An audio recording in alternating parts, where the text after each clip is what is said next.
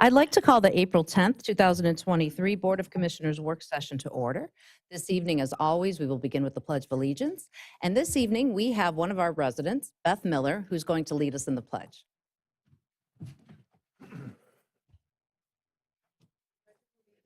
To the flag of the United States of America and to the republic for which it stands, one nation, under God, indivisible, with liberty and justice for all.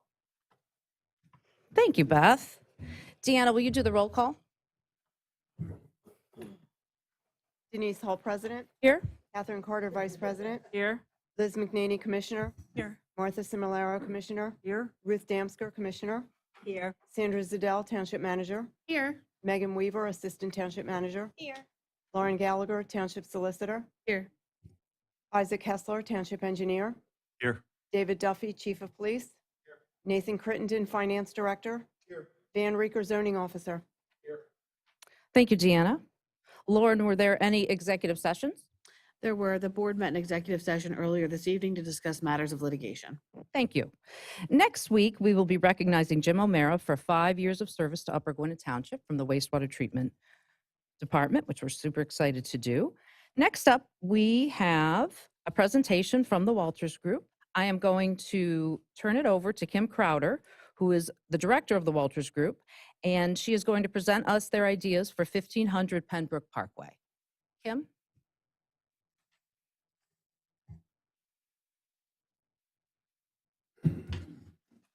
Thank you. Hello. So my name's Kim Crowder. I'm the Director of Development for Pennsylvania for the Walters Group. And I have some folks with me today from our organization and our solicitor with us today who are also going to be speaking. So Kim, if you can just make sure you're really talking into the mic. Yep. Okay, so we can definitely hear you because our online viewers mhm. can only hear through the mic. Okay. Okay, Yep. thanks. Do you want me to start over?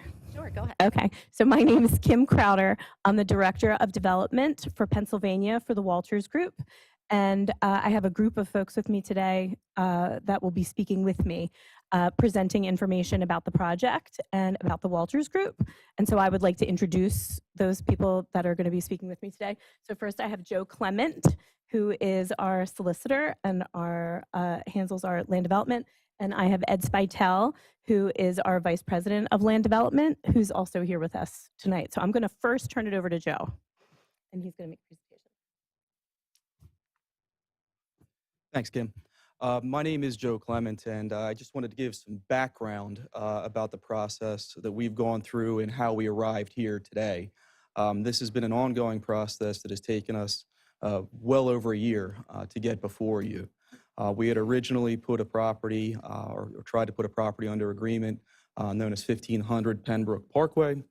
We came to the township through the Plan Review Committee with an opportunity to potentially change the zoning on that property, or with a request to change zoning on that property to allow for a residential use similar to what's across Church Road with the mixed use and residential use that's in the transit-oriented development. We knew that there was not a transit-oriented development zoning here, but we wanted to see if the township would be willing to work with us. It seemed from our conversations with the Plan Review Committee that there was an appetite at least to make this presentation this evening and move the process forward, but there were some non-starters that we fully understood coming out of those meetings at a staff level as well. We had to address those issues, one of which was the density of the property. We needed a certain density in order to meet our pro forma from a perspective of making the project work. And we understood there was a maximum density that the staff was comfortable with. As a result, we had to go back to the drawing board, find another piece of property to expand the tract, which we were able to do. There's a smaller landlocked piece of property behind 1500 Penbrook Parkway. We had to find the owner, and now we are the equitable owner of both pieces of property. And as a result, we're coming here this evening, and I'm going to turn it over to Ed to get into the details of the project itself. Ed? Thank you, Joe. And thank you all. Pleasure to meet you. I apologize that most of you I have my back to. That wouldn't normally be the way that I give a presentation, but we'll get started if you don't mind. Thank you for the introduction, Joe. First, a little bit of background on the Walters Group, and if you wouldn't mind flipping to the next slide, whoever. Thank you. The Walters Group is about 40 years old, started as a custom home building and real estate development company. I've personally been involved with the Walters Group for 19 years. We're a one-stop shop. We handle development, construction, and property management all under one roof. You can go to the next slide. Thank you. Again, this is just some pictures that show some of the work that we've done. And you can go to the next one too, which shows some of our development experience. I won't go through each and every one of these properties. They are all multifamily apartment jobs that we've done over the past, I'll say 15 or so years. Not included on this list is a student housing job that we did several years ago in Westchester University. It was actually 2 different properties that consisted of more than 500 student housing beds. We've since got out of the business of student housing, and we're focused strictly on multifamily housing, as you see here. You can go to the next slide, please. What you saw, I'm sorry, on the previous slide, and you can keep it here, we have over 2,000 units under development, construction, and management. We are happy to, and we'll leave this presentation for you, we're happy to have you come and visit any of the communities where we've ever built. We're happy to have you call any of the township officials in any of the towns where we've ever built. The best proof that I can give all of you of what we do as a company is not what I say in front of you tonight, but what I show you and what we've done before and the relationships and the communities that we've built in other places. You can go to the next slide, please. So this is the property that we're speaking about tonight. Most of you, I'm sure all of you, are familiar with it. It's 15 Pembroke Parkway. As Joe had alluded to, it took us a long time to get the sites under contract. We have both properties now under contract. They comprise just under 6 acres of land.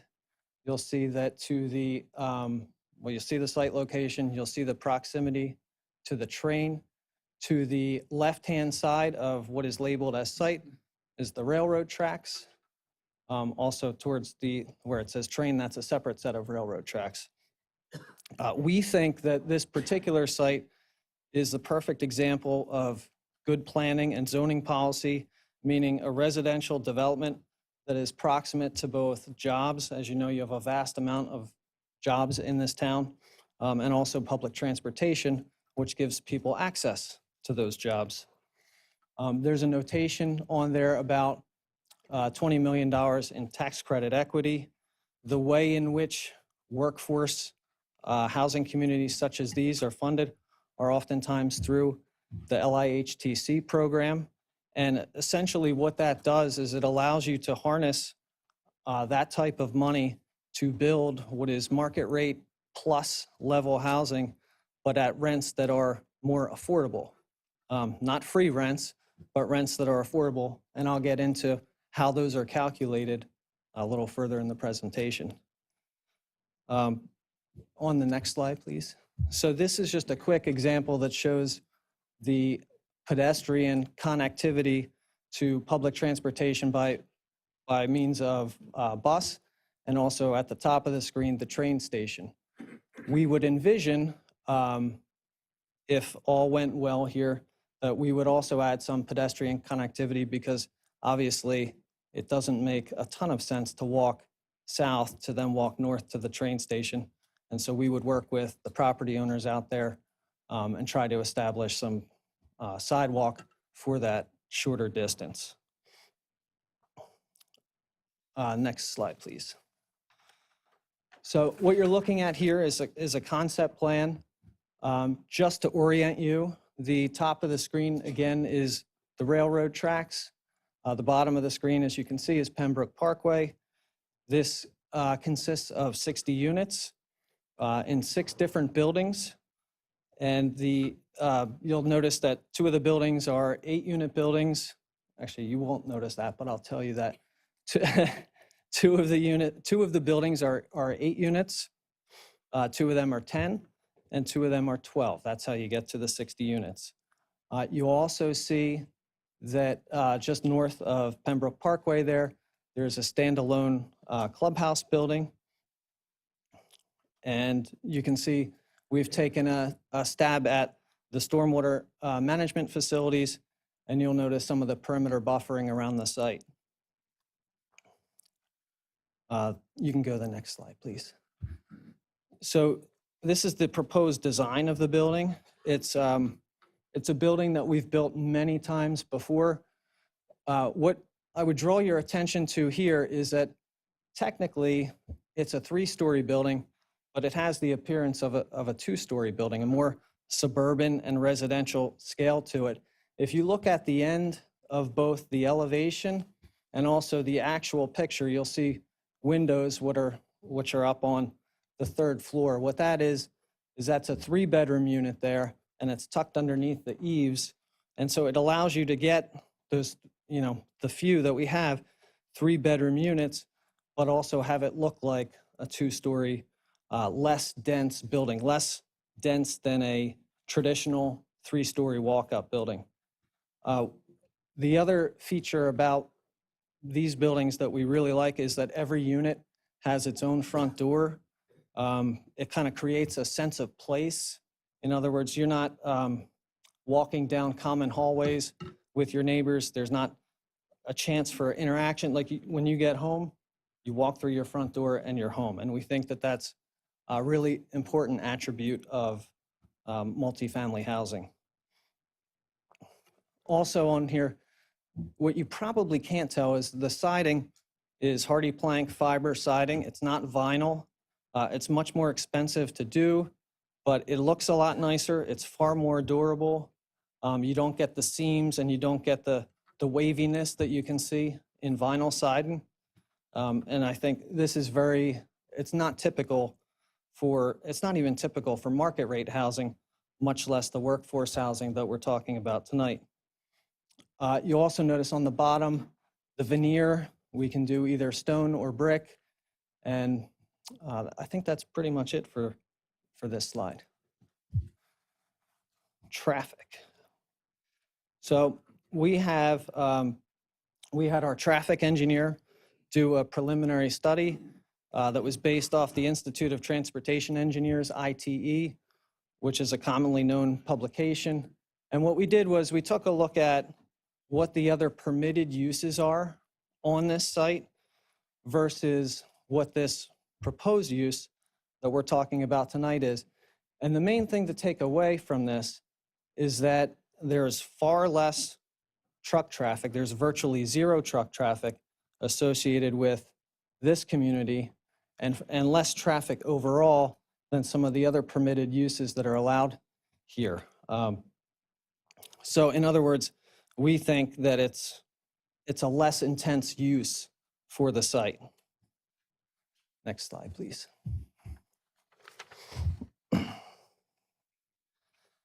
So prospective residents, I have a couple slides on this, and it really talks about who are the types of people that would live here. And generally speaking, these are people who are in the workforce, many of whom already work in Upper Gwynedd, who already volunteer in Upper Gwynedd. And there's a couple, snapshots of examples here which you can look at. You can go to the next slide, please. And these are, positions that we pulled up from the area that kind of show you what types of positions and what types of jobs people have that work in our communities. They tend to be healthcare workers, retail workers, first responders, even certain positions at Merck, a vet tech at the local animal hospital, a waitress at the Smokehouse Tavern, for example. These are the types of jobs that people have in our communities like this. You can go to the next slide, please. So this screen shows you both the income levels and the rent levels. Our residents prospective residents here have incomes, and these are the ranges based on where you slot affordability-wise to be in a one-bedroom and at what percent of area median income. You can also see on the section below the rents, and what I would note is that about almost 95% of the rents are between $913 a month and $1,500 and $1,524 a month. That's not insignificant. You can go to the next slide, please. We also took a look at housing affordability in Upper Gwynedd, and what we found was over 1/3 of the active listings in town are over $1 million. Pembroke Station rents, for example, are $1,800 to likely just shy of $4,000 a month. It's, again, that's not insignificant. These issues, you can go to the next slide, please. So these issues aren't unique to Upper Gwynedd. It's happening in the county, it's happening in the state, it's happening in the nation. And what it's described as, and not just described through your comprehensive plan, but also, through the federal government, is being cost burdened. Spending 30% or more of your household income on housing, they consider that being cost burdened. And the way that this community is designed is such that you're not spending more. You're spending no more than 30% of your household income on rent. And with inflation, with interest rates creeping up, this is from 2021. It's only been exacerbated since then. Next slide, please. So wanted to go through some of the community features. You can go to the next one. What we have in all of our communities, our community space. What does that mean? This one shows you a standalone clubhouse. We would propose a standalone clubhouse here. They're roughly 2,500 to 3,000 square feet. The standalone clubhouse contains things such as a community room, a fitness area, a computer lab, and on the outside, we tend to do things like sometimes we have a basketball court, sometimes we don't. It usually depends on the town's preference or the neighbor's preference. We have sitting areas, a tot lot, and also and you might be questioning why we're showing a refuse area, but the one thing we do differently than we think anyone else is, rather than having dumpsters strewn across the site with the dumpster lids banging open, with animals getting into it, with birds getting into it, we do kind of a centralized and screened trash enclosure that it has a compactor in it. You drop your trash off. It can only be run by one of our maintenance staff with a key fob, and it's fully enclosed, it's odorless, and it just makes for a much nicer community.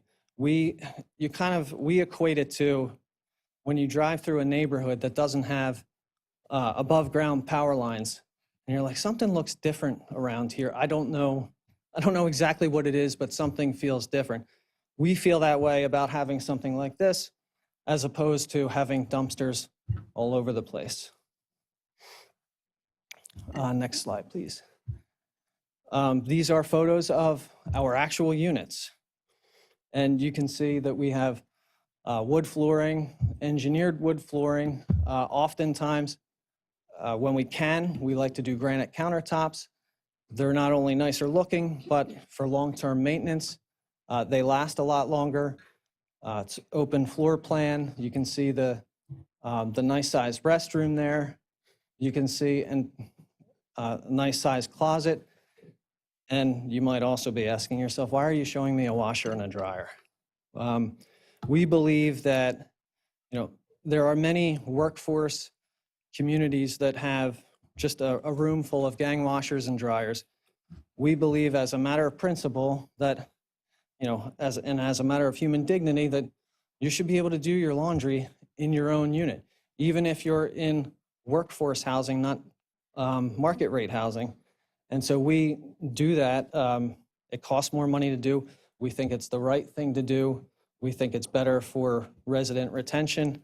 And so we do those in all of our communities. Next slide, please. Sustainability. We have, I'll say for as long as I've been with the company, which has been 19 years, we've been on the cutting edge of green building. We've done, every building that we've ever done has been at least LEED Gold certified. They're also Energy Star certified. What it means is we have very tight building envelopes. You're using sustainable building products. You're using sustainable site design, stormwater measures.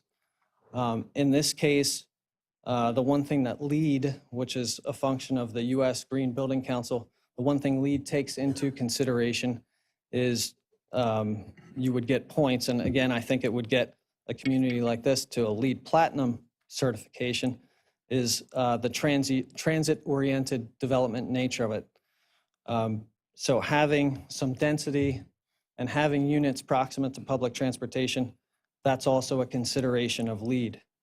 We would also, this community would also be net zero ready, meaning if we did some solar or some other measures that we could have the community areas on a net zero level. So I think, next page, please. So this is, to conclude, we think this is a unique and meaningful opportunity to add some high quality housing stock to Upper Gwynedd. We look forward to working with the town and presenting zoning that would help facilitate this workforce housing development. Happy to answer any questions that you might all have this evening. To the extent I can't answer them, what I can do, I want to remind everyone that we have a meeting, I believe it's next Monday night, same time? Right here, same time, and happy to answer them then too. Thank you. I'd just like to clarify that that's not a township meeting, it's just a private meeting for the developer. That is a Just to private community outreach Make the meeting. difference between this meeting and that meeting known. Yes, I'm sorry. Are you ready for questions? Yes. Okay, great. Carl, hold on, please. So all of the people who signed up for public comments, are they public comments related to, if you signed up for, let's try that again. If you signed up for a public comment tonight and you would, your public comment is for the Walters Group, if you could just raise your hand for me. Okay. Is there anybody who signed up for a public comment who it's not related to the Walters Group? All right. Well, then how about this? I will go through the people who signed up first, and we'll go in that order. And then we will open it up to anyone else who didn't have a chance to register. Okay? For the public comment? Okay. For the questions? Okay, great. Carl Smith- President Hull, Yes. I'd like to ask our IT department to give a microphone to the developers representative so that they can respond to questions. I know we're a little tight in the room right now, and it's hard for us to all stand at the podium.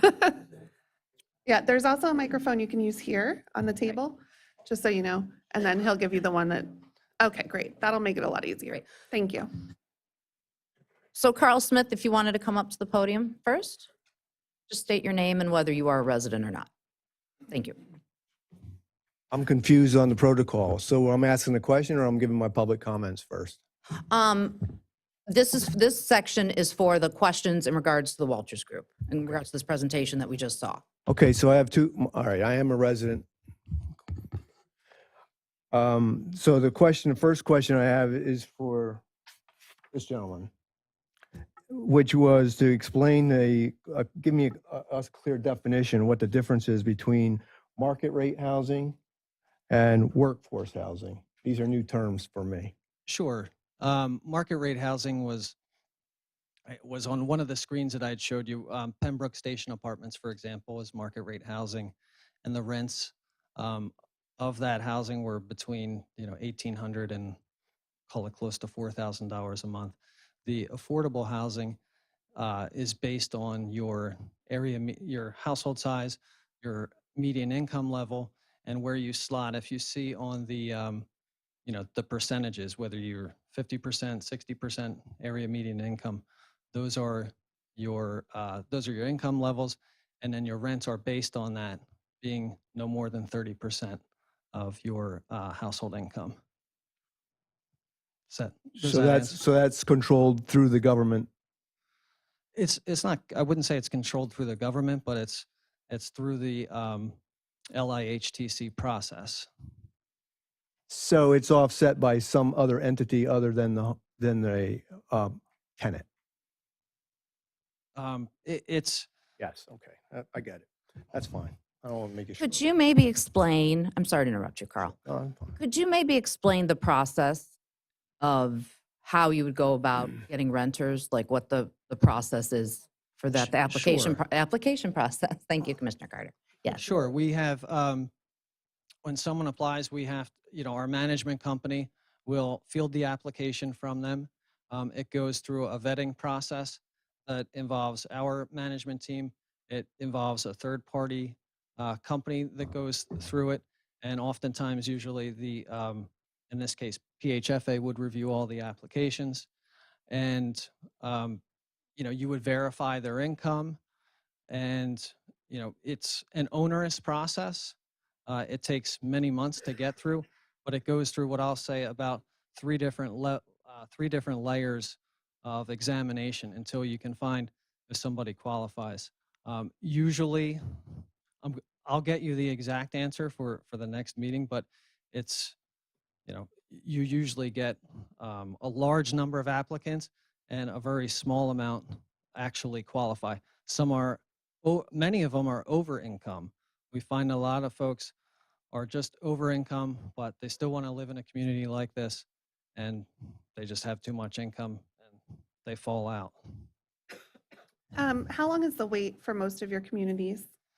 We have a waiting list on every community that we have. In terms of a backlog of people trying to get into our communities. Is that the question that you're asking? Yes, every single one is full and everyone has a waiting list. How long are people on the list? Some of them can be on the list for years because, yeah, it can be years. You have folks that enjoy staying there. They build up their savings and oftentimes they move into a market rate community or a new home in that town. Sorry, Carl, I had to ask that question. That's fine. So my other question is for the attorney, Joe Clement. Maybe you can clear up a little misunderstanding we have here between the citizens and the Board of Commissioners, because in the last two meetings, I brought this issue up. We got a letter through a right to know process. Was, as he says, arduous. We were denied once, and then we did get it finally on a second attempt on an appeal. In the letter you were sending an email to Kimberly Crowder, and you were including this in your application for funding to the county. And you indicated you had the support of the board and the Planning Review Committee. And I brought that up, and over the months, we've been challenging the board as to what the relationship is between the Walters Group and the board and what their intent is. It has not been clear. It's getting really clear starting tonight, I can tell you. But I was told by the solicitor, Lauren, that I should ask you why you have the notion that this board and the Planning Review Committee is supporting this effort. So here is your opportunity. Thank you. Thank you. And I have the letter I think you're referring the letter to, right to here. here as well. It's dated April 6, 2022. It's 3 paragraphs. The letter, as far as I see it, does not indicate that we have support, but rather that we are working with the Planning Review Committee, as the Planning Review Committee, as I understood it, to be directed by the Board of Commissioners as well. Not that we had their support, but in fact that we needed to come here in order to make this project something that could happen, and that we need zoning relief in order for it to happen. Whether the right process is through zoning hearing board or through amendment to the existing code was really the question that we had at first. And unfortunately, because it took us so long to be able to get the properties under agreement And because of the initial conversations that we did have at the Planning Review Committee, that indicated to us we needed to come back and we needed to address our original plans and kind of tailor them more to what perhaps could be more acceptable even at a staff level. We had a big gap of about a year before we could come before you here this evening. So you're saying that there was no cooperation? I mean, why would you put it in a letter for your application if it wasn't relevant? And why would, you had to have some kind of indication. You indicated earlier in your presentation that you were cooperating, that you had the cooperation. I heard you say it. Cooperation and support to me are two very different things. We are cooperating, we're collaborating together. Okay, so you were collaborating up till now to develop this plan. That's what I'm trying to understand. No, the plan is something that we put forward as the developer. We know that there is not zoning right now in place for this property to be developed in the manner that we would like to develop it, and that we need to work with the town in order for that to happen. Well, maybe I was mistaken. Maybe we aren't clearing anything up. Thank you. If I may, Carl, we exchanged numbers after the last meeting. Yeah. And that was a Tuesday. Wednesday, I asked for a copy of the letter. Wednesday night or Thursday, you said no, that the person that got it requested that we didn't share it. Yeah. So I didn't waste any taxpayers' money. And I called Joe directly, and I texted you on Friday, the 24th, and said I had some new information for you. Right. And you must be really busy because you never got back. But the letter says the Township's Planning Review Committee and the Board of Commissioners has requested that the Township staff worked with us to draft a developer proposed zoning ordinance for consideration by the Board of Commissioners.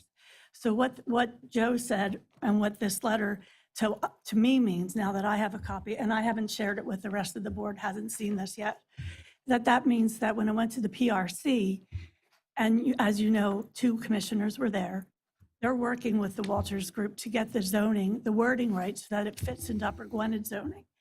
And then it would come to the board. But other than that, I could understand, Carl, how you would see it differently. But like I said, it was the Planning Review Commission is working with the developers to get the wording right for a proposed zoning change.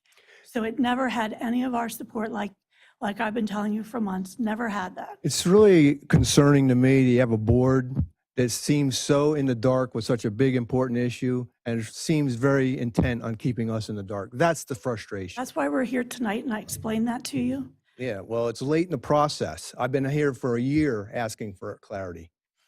Actually, you have, and I've written down all 31 times since March of 2022 that people have been here asking about this Walters project. It started on 3/14 of 22, and it went all the way on until last month's meeting. There was a 4-month break in it, but 31 times we had been asked about the project, and 31 times we all had the same answer, which was, we haven't seen it yet, or it was put on hold, no new news. There was nothing. I have questions about what we've seen tonight so far, because this is the first time I'm seeing it too. So hopefully, I also have a list of all the questions that were asked those 31 times and that weren't answered. And I'm hoping that you'll ask them tonight, that we can get answers for these. Like you said that it would lower our property values, marginalize our way of life. You said that these homes would, and we want an answer to that. Is that what's going to happen? And there's a whole list here. So I don't know when's the appropriate time to ask that question. I mean, or if somebody else was going to ask that question, because it's been asked. So will it affect, I'll ask it now. Will it affect, I'll ask it for you, Carl, how's that? Thank you. It says, will it marginalize our way of life and lower our property values? Could that be answered? Yes, the answer to that is no, that will not be the case. There have been studies done, and I'm happy to, I don't have them on me right now, but I'm happy to have those for next week's meeting. But Harvard has done studies, many other publications, I believe Rutgers has done studies that show that this type of housing absolutely does not decrease property values. And you'll bring copies next week for all of us? Sure, Lots of copies, because we'll all want to see that. So sure thing. And there might be some other information too we want to ask that we can, that might be in theirs as You well. can send that information directly to me. I'm the township manager, and we can post it on our website for all the residents to have it. Absolutely. Okay, thank you. Is that all, Carl? That's all. Thank you. Next up, we have Linda Smith.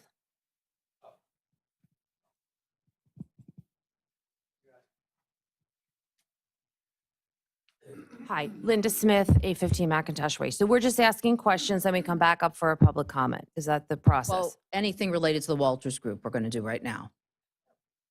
Any kind of questions or statements or anything you have in Well, regards I'm to the just Walters going Group. to go ahead with my we're gonna public do right comment now. then, and then I'll ask questions. That way it's not, I'm Okay. confused. I'm confused. Okay.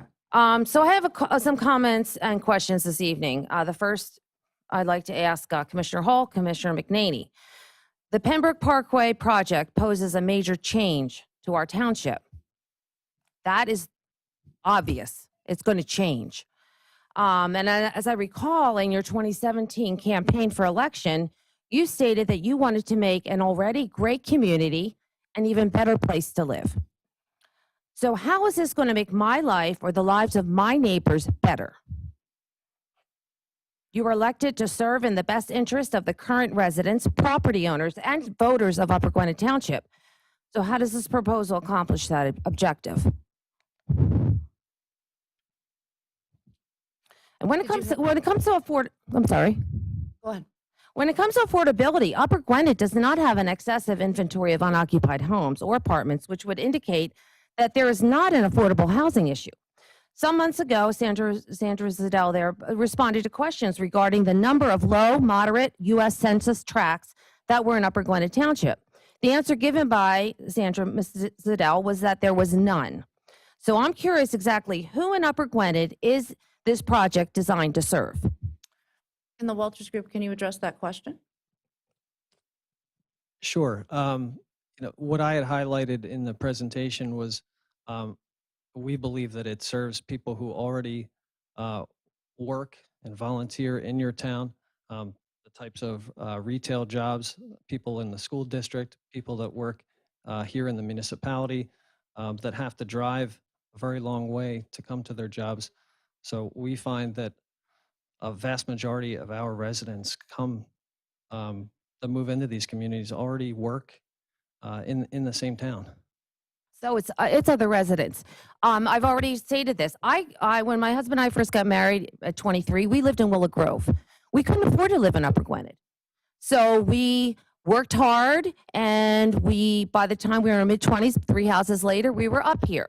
But that came with a lot of work, and if I had to drive, I had to drive. So if you don't live in Upper Gwynedd and you've got to drive to work, we don't need to have our Upper Gwynedd residents responsible for this. They can work, you can work somewhere else, closer to home. Responsible for what? So I'm clear. Responsible for our taxes this is not free. This is coming from taxpayers. This money is coming from us, we the taxpayers that are going to Money be for what? for this housing. It's actually not. It is subsidized housing. It's actually not subsidized. Okay, all right, time out. Let's time out, everybody. It's actually not subsidized housing. With the Walters Group, would you like to address that? You haven't spoke about financial, but Kim, is there anything you can share with us about the project? I mean, I did hear low income housing tax credit, LIHTC, which was an acronym which none of us knew, but I had to go Google it to find that out. These are lower income people that are moving in here. So there are two opportunities for affordable housing in our country right now. One of them is through Section 8, which is subsidized housing, which probably most of you are very familiar with, HUD housing, Section 8 housing. There's another program that came to light in the mid-90s called the Low Income Housing Tax Credit Program. And what that program is designed to do is to decentralize poverty. It is to spread poverty around. If you look at the income on this sheet right here, you'll see that there are. Okay, so you're If you talking can- about if equity. everybody can What- give no, Kim no, a no. chance to I'm not answer the talking about question. equity. I'm sorry, there's so many people talking and laughing. So what I would say is that it's supposed to decentralize poverty. In HUD housing, in subsidized housing, every single person that lives there makes 30% of their income regardless of what you make. It does not matter. In these apartments, there is no subsidy. This is not HUD. This is not subsidized housing. This is tax credits. The tax credit name is because of the investor who gets a tax credit. It has nothing to do with taxpayer money at all. Not one penny of taxpayer money is going into this. The money is coming through the tax credit program that was designed by the IRS and the federal government. So it's government. No, It's government assisted. it's This not. money does not everybody- drop out of the It sky. everybody is, could it let- is not we could- government assisted. If you let me finish, I can give you all the information. It is not government assisted. If everybody could let Ms. Crowder finish her response before, What- rather than talking over each other, because it's getting very difficult for everybody to hear. The way the program works is that we get awarded tax credits through the state of Pennsylvania. We sell those tax credits to big banks like Citizens Bank, like JP Morgan, like the Royal Bank of Canada, big banks that make lots of money. And those banks give us the money up front, okay? They give us the money up front. And so just like a market rate developer, we come in, we find a place to build, we build our apartments, and just like a market rate developer, we decide how we're going to be able to pay for everything. We go for grants, we go for tax credits, and that is how it's funded. It is not funded through taxpayer money in any fashion. And these buildings pay real estate taxes, which we didn't mention in our presentation. Where do the grants come? They come through investors. Hey, Kim, They come Kim, through can you only investors. take questions from the person at the Yes, podium? excuse me. Thank you. They come, It's government. It's government. You're spinning this around, and it's the government assisted. So I'm going to continue on. When it comes to homelessness, there is no sustained homelessness. There's nobody in Upper Gwynedd that is looking for this type of housing. Okay, so isn't this proposal really an attempt to make Upper Gwynedd the solution for other communities that have this problem in their region? I mean, you're talking about people having to drive here to work. Okay, so they're coming from other places. So Upper Gwynedd does not have that issue. So instead of choosing a 4-acre, 5-acre lot in Upper Gwynedd, I'm curious how that was even found. You're from New Jersey. I'm not sure even how you discovered our little oasis here. That we don't have that problem. So go to Norristown. Go to other parts of the county. I can't imagine this would actually be the vision of this board. I am so disappointed. And if there's a housing problem, if people can't find places to live, an economic solution rather than government, a handout would be the solution. Government handouts never work, okay? They never work. And so Upper Gwynedd has had a stellar track record in providing high-income employment. We are in the need of jobs in our township instead of subsidized housing. You're changing zoning, taking away jobs, and putting housing in there and giving people a place to work. It gives them a sense of identity and an intellectual challenge, the opportunity to learn new skills, good physical and mental health.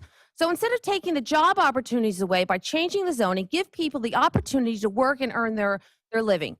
On another note, in a recent newspaper story on April 7, 2023, the Assistant Montgomery County Transportation Director announced the county's grant funding for highway and transportation grants. Mr. Edmonds' announcement specifically stated that equity was going to be used in the county's grant award considerations. So is the county holding its 62 municipalities, including Upper Gwynedd, hostage by conditioning grant awards in exchange for cooperation in the county commissioners and county planning commission's agenda to urbanize our township and others? This is going to urbanize our township. This is going to urbanize Upper Gwynedd. Does that mean that Upper Gwynedd doesn't go along, if we don't go along with this agenda by establishing these types of housing, that our township will not be able to acquire grant money that traditionally has been unconditional? Linda, that's time. What's time? You're speaking. It's been My more than 5 speaking is minutes. over. Okay. Thank you you. so much.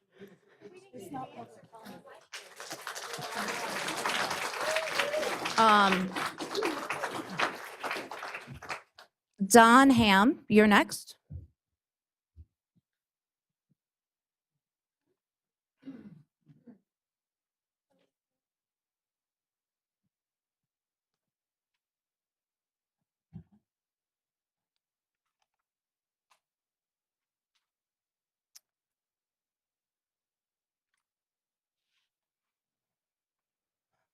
My name is Donald Hom, and yes, I'm a resident of the township.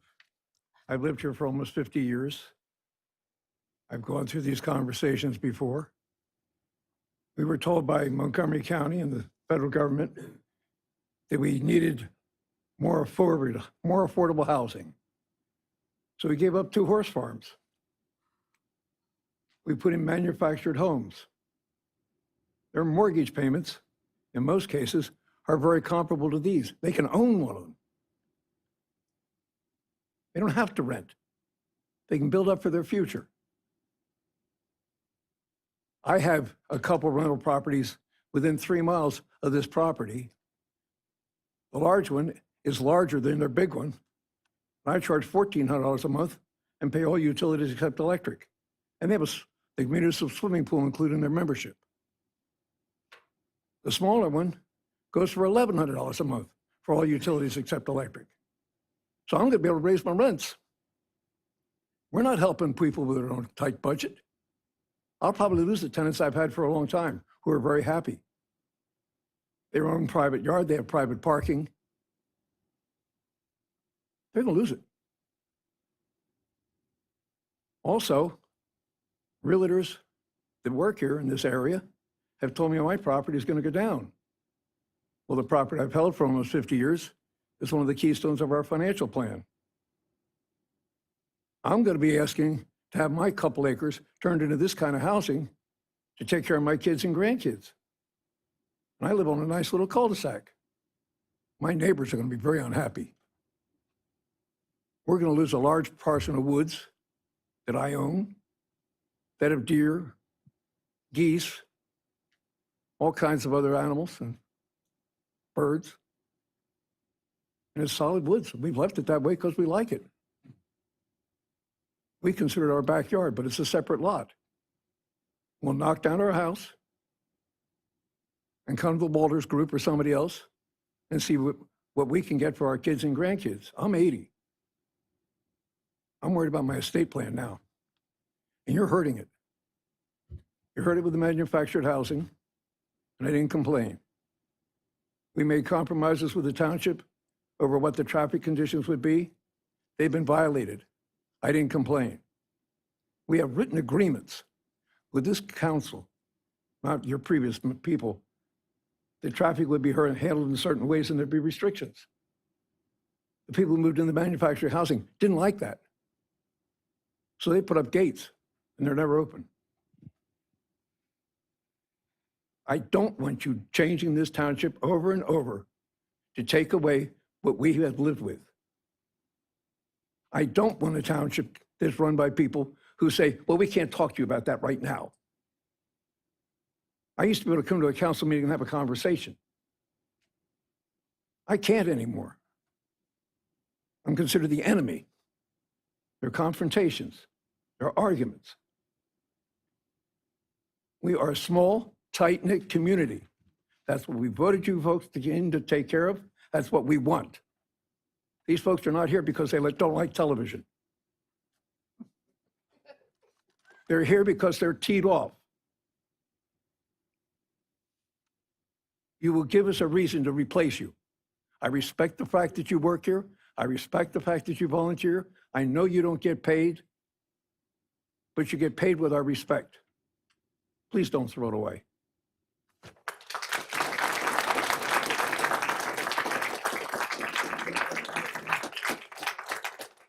Thank you, Don. Carolyn Powers?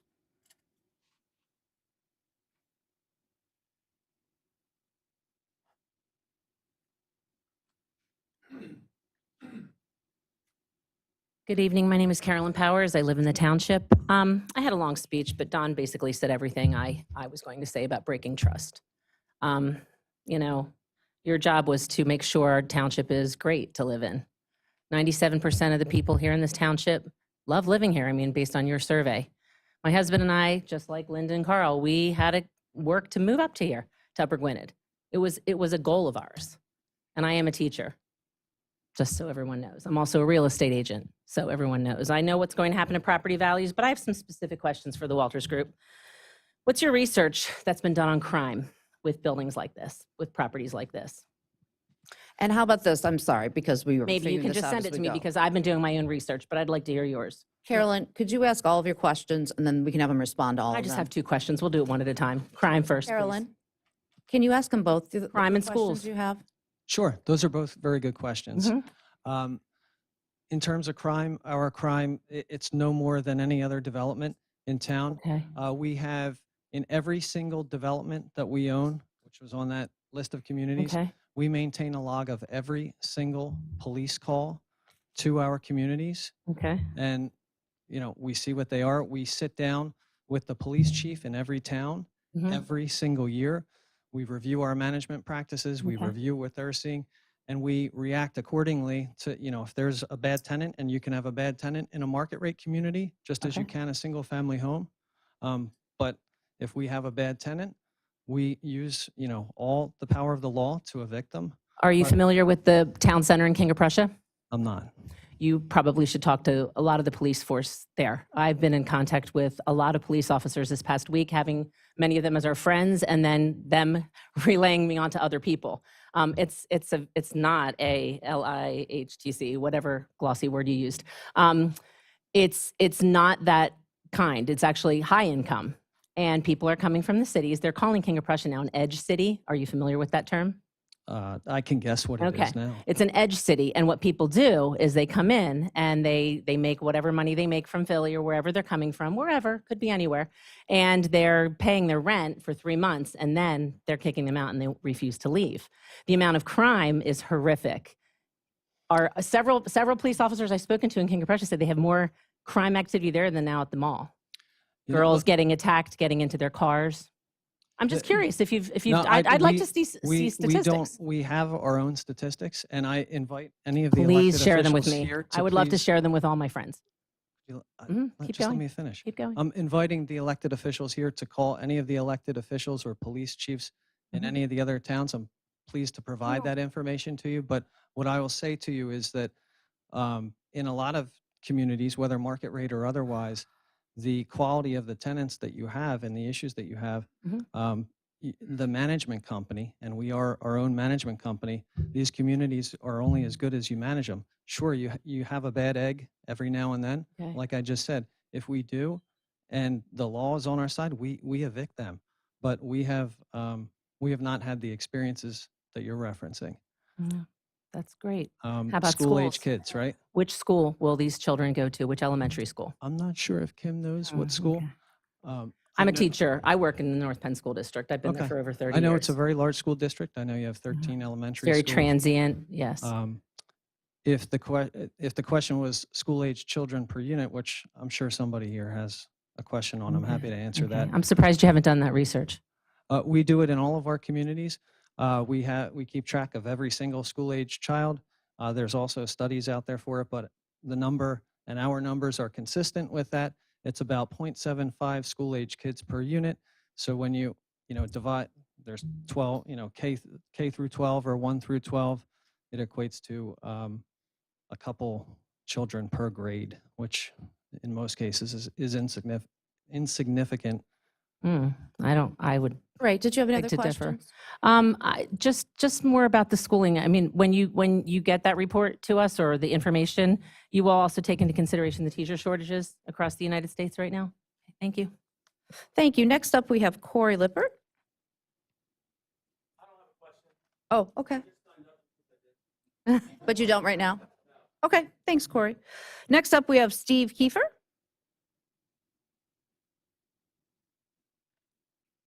Thank you. Steve Kiefer, I am a resident for 38 years. A lot of us are doubting the impact, so lack of impact that is stated on the community here. I think it would set a dangerous precedent as well. The decentralization of poverty, don't get me started on that one, or any of us started on that one. Tax credits, those tax credits to come from somewhere. We're not stupid. I just can't see, and a lot of us can't see here, any good benefit for the lovely community we have come to love and adore. That's it. Thank you, Steve. Next up, we have John Phillips. Okay, next up, we have Anna Rosmini. Come up to the mic, please.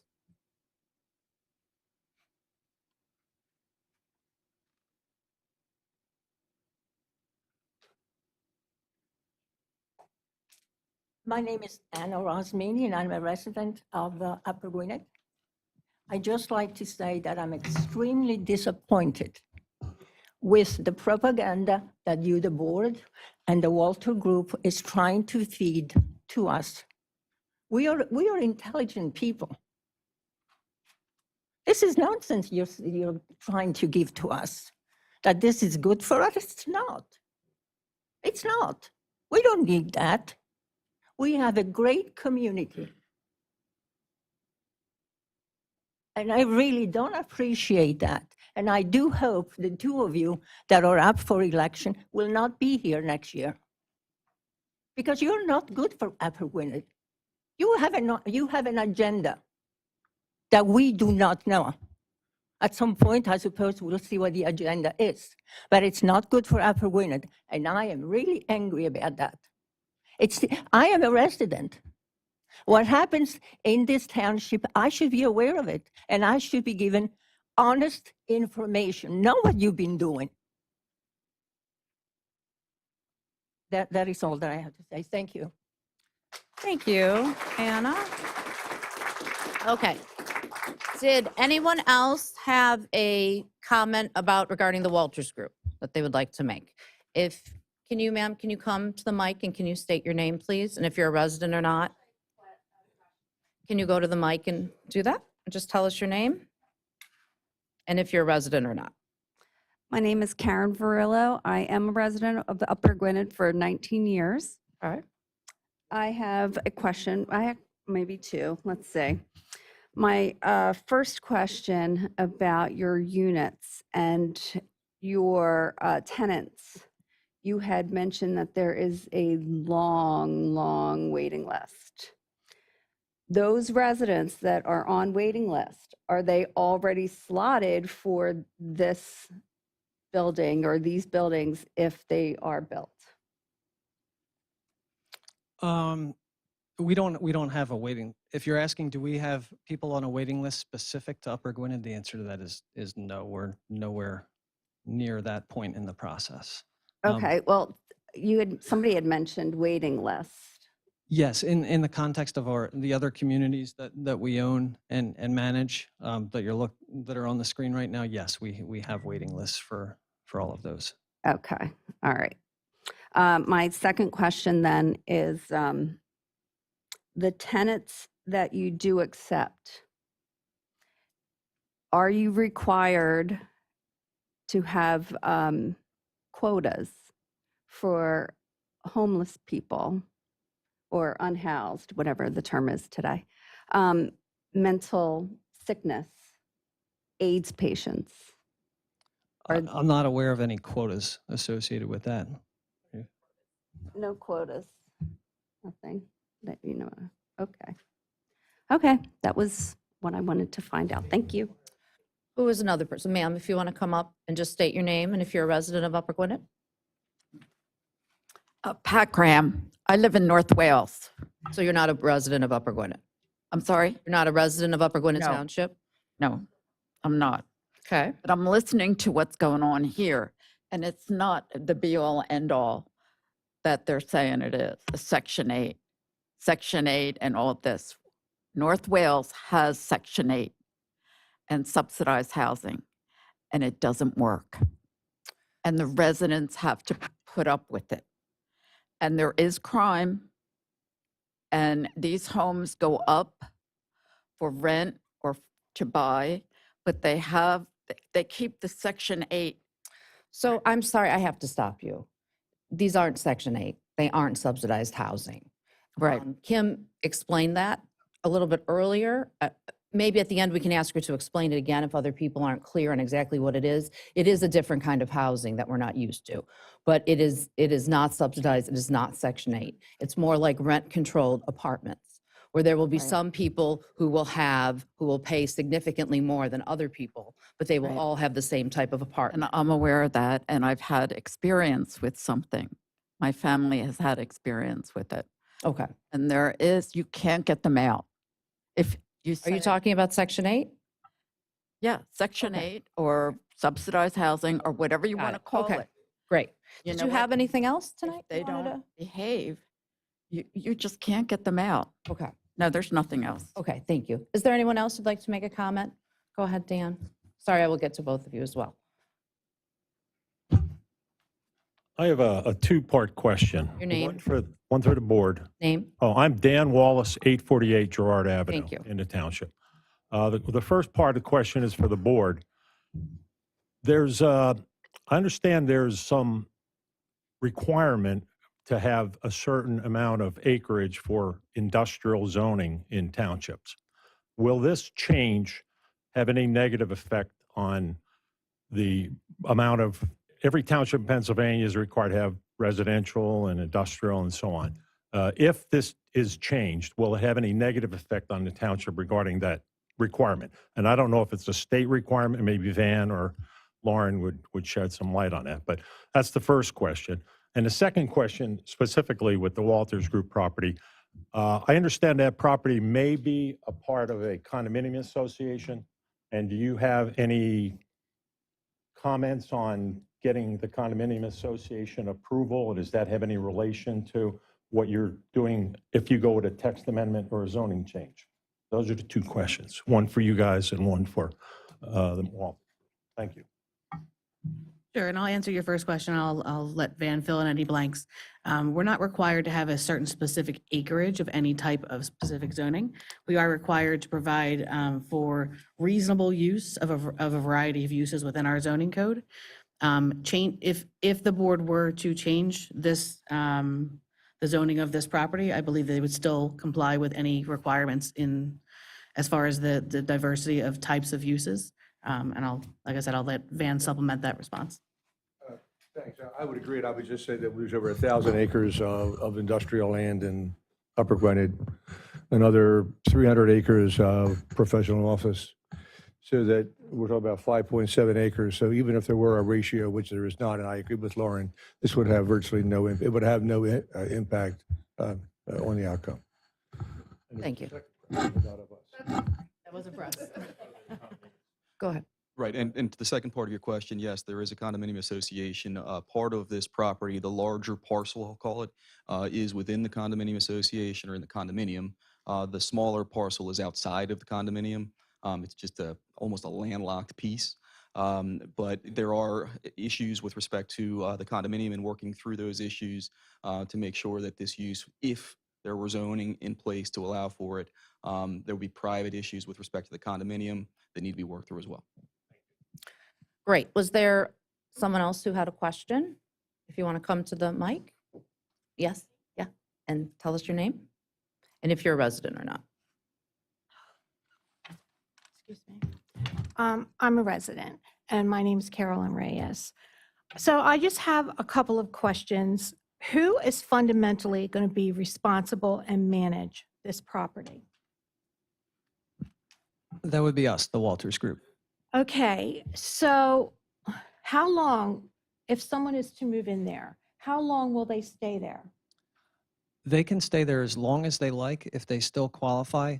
What realistically happens is because they're spending 30% of their income on housing, they're able to save money over those years, and they typically end up buying either a market rate unit or single family, usually in the same town. Well, I live here with my husband. When we came here, we literally lived in an apartment over a garage for 2 years. Okay? My husband and I worked like dogs. My husband has a company, and you're talking about driving. I'm in my car almost 3 hours a day. I work as a nurse in the city. Okay? So life's tough. My taxes are going up over the next few years. And how are these people going to be able to afford a house with the upkeep? My husband and I this year spent $20,000 just on having our chimney redone and what else did we, oh, a new heating system. How are they going to afford that and pay the taxes? And I have a $250 a month homeowner association fee. I'm not guaranteeing that they're going to, when they have the means, live in Upper Gwynedd, but that is something that, just like you did when you were young, like I did when I was young, we worked hard, we saved, we aspired to live somewhere we wanted to live. But going back to your initial question was, you don't get evicted or you don't get kicked out because you make too much money. Once you qualify, you're able to stay there for as long as you like if you want. But most people move on wherever that may be. Well, I guess what I'm saying is I have lived in 5 states and I have lived twice in an area where this type of housing has come in, be it Section 8 or not. Is anyone in this housing, are they going to be subsidized on any level for anything? Are they paying their own utilities, their water, so forth? The residents pay their own rent and they pay their own utilities. Mhm. Okay, well, I guess I just feel that it's very offensive to me that I see people that are going to get to come and live here and my taxes are going up. I'd like to live in Villanova. I can't. It's the way it is. Life's tough. And I drive into the city and last year, $4,700 was taken out of my pay for city wage taxes. Okay?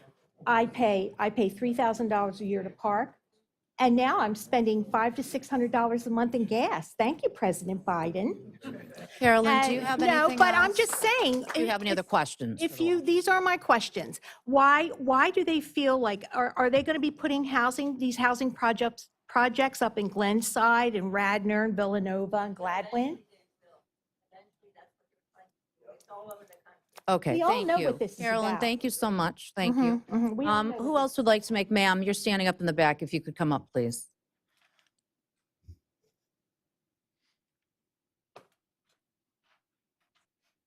I'm Wendy Beattyberg. I live in 340 Gosling Drive.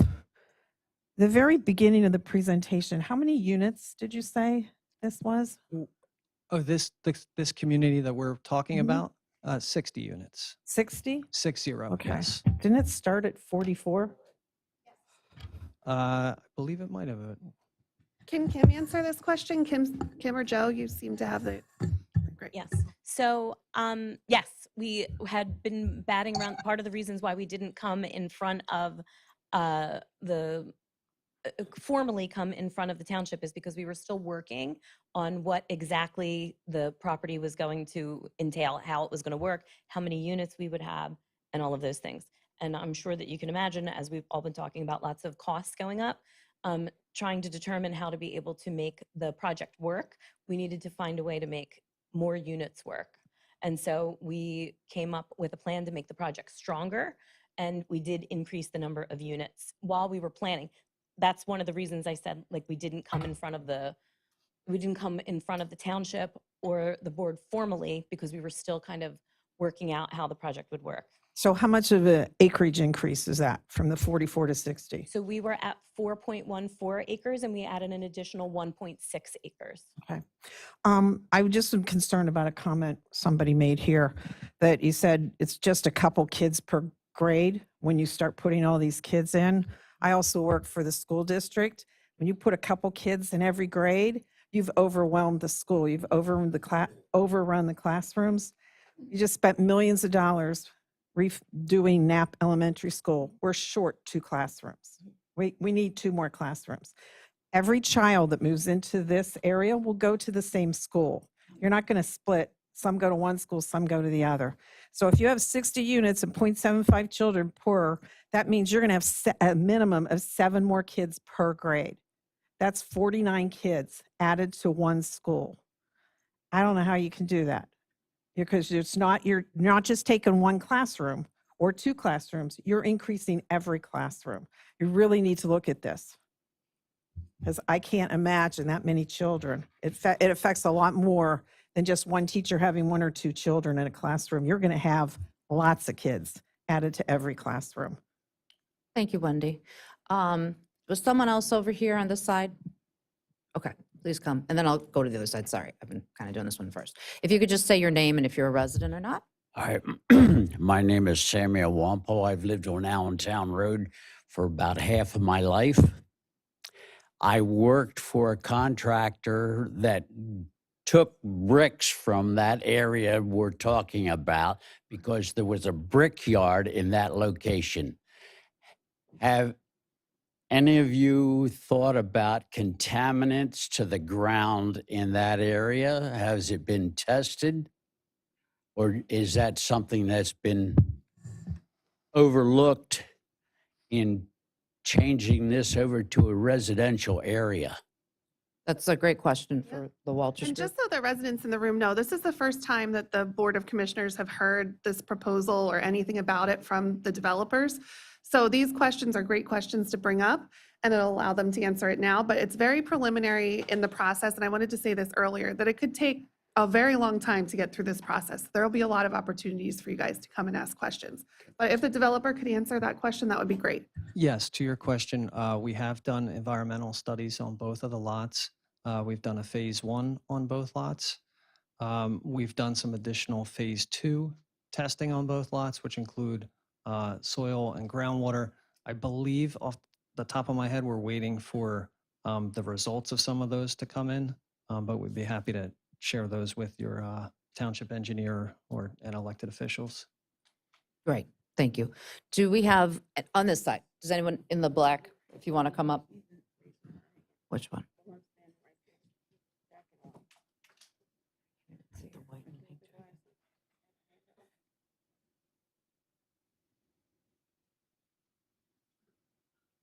Oh, I was doing. Hello, ma'am. I'm not a resident of, Oh, you're not a resident of Upper Gwynedd? wonder if I could ask a question. You can, and what is your name though, please? First and My last. name is Vincent Altieri. I've lived in Lansdale, Pennsylvania for 15 years now. Do you live in Lansdale Borough or Ma'am, I live in actually Montgomery Township. Montgomery Township? Okay, Yes, ma'am. go ahead. What is your question? So I came to tonight's meeting because I'm starting to get a little bit more involved in North Penn School District. And to be honest with you, I was ignorant to this entire debate conversation. And I wanted to just kind of listen and learn for myself. And as it kind of struck me as I'm listening, my question really is, who initiated this project? Actually, one of the questions that was asked in the I might have missed year and a it, but- half, no, was how did you find the land in UGT and why build here? I don't remember if it was Carl or Linda or Mr. Bordeman asked that. That was one of the questions. So if you could answer that, because we were told by Van that the brokerage firms help people find land and things like that. Is that, and Dan, you even mentioned some things like that as well. We get numerous phone calls every day for different properties. So they engaged you? Engaged the township. Let's let the Walters Group answer this, yeah. They expressed an interest in the comprehensive plan, indicated that an area around the Pembroke Station would be suitable for this transit-oriented overlay district. And I think that's what prompted Kim's interest back in the day, and you can take over and speak for yourself. Sure. So as we mentioned way early on, the Walters Group, the main office is located in New Jersey. And I mentioned that I was the Director of Development in Pennsylvania. And the reason I'm the Director of Development in Pennsylvania is because I live in Pennsylvania. I live about 20 minutes from here. And I worked I've been with Walters for 2 years. And just prior to that, I worked in Lansdale for 15 years. I know this area very well. And I've been looking at this property for about 10 years. It's been on the market for about 15 years. And I've been looking at it for quite some time because I thought it was attractive for this type of housing. And so it was my suggestion to the Walters Group that we take a look at this property. We engaged a broker who we work with, who also talked to the broker for the property. And then once we took a look at it and determined what we thought we might be able to do with it. Then we had an initial conversation with the township and said, we're thinking of this. What would be the next steps we need to take in order to make a more formal request? And that's basically what brought us to tonight.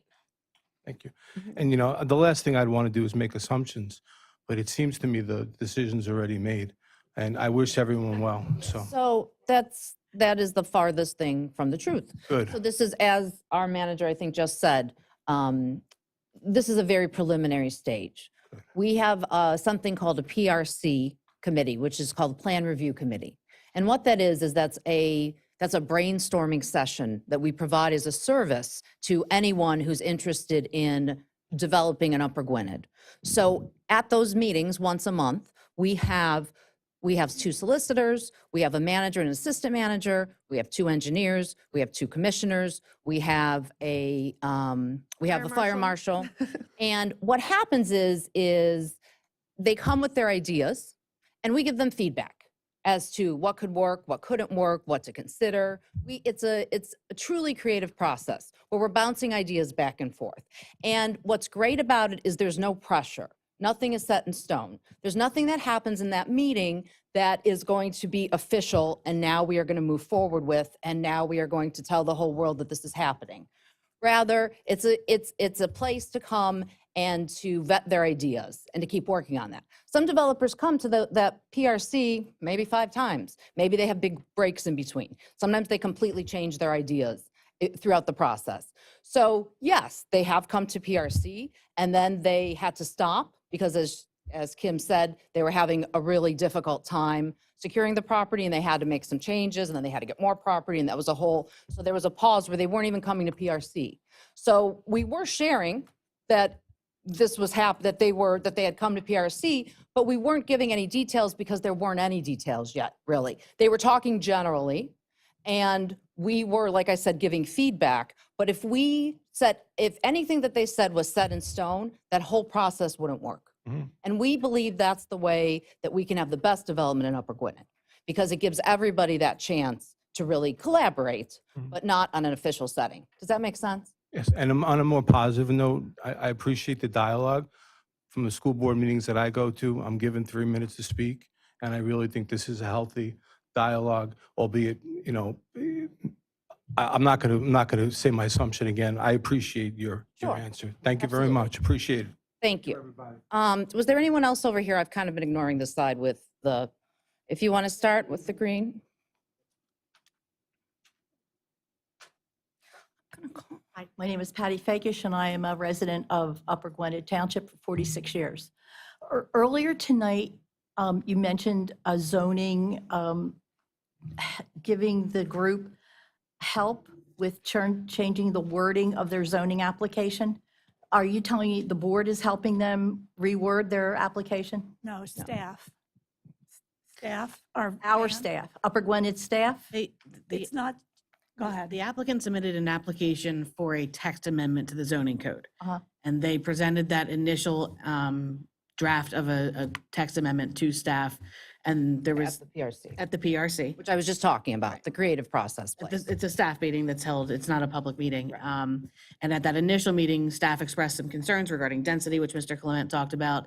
My understanding is they have revised that text amendment. I don't know that we've seen a copy of the revisions yet, but that was the extent of the back and forth so far.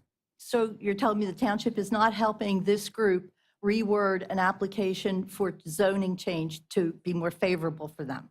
No, and that's not the township's process. The township will receive an application from an applicant, and Mr. Reeker and myself will go through it to make sure that it's consistent with the rest of the ordinances in the township, that sort of thing. Okay, I do have one question. When you went to the first, is it PRC? Yes.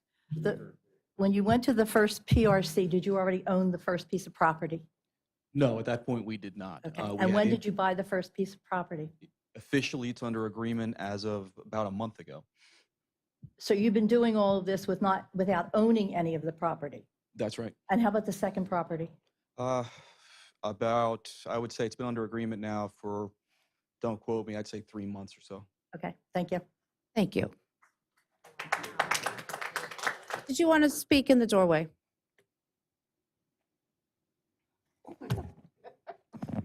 Thank you. My name is Aaron. I'm a resident of Upper Gwynedd Township. I live up where the new Super Wawa may or may not be going in. So just a question for you, Denise, as Commissioner, if I could. Can you just briefly share your vision for Upper Gwynedd Township for me? What do you mean? What's your vision for this community? Just briefly, in terms of what you see for this community and its residents. I don't know that there's enough time to say it briefly in like a sentence or two, what I would like for Upper Gwynedd Township. Okay, we'll put it this way. Okay. When, this is for Walter Management, when you look at these opportunities as you probably view them, do you look at zoning ahead of time and say, this is a match for what we want to do? This is a good place for us to pursue something? And of your other experience summary board, what communities did you go into that did not have matching zoning, where you had to get the zoning changed in order to move forward with the project? If you don't mind, I'll answer the second question first. I might let you answer the first one.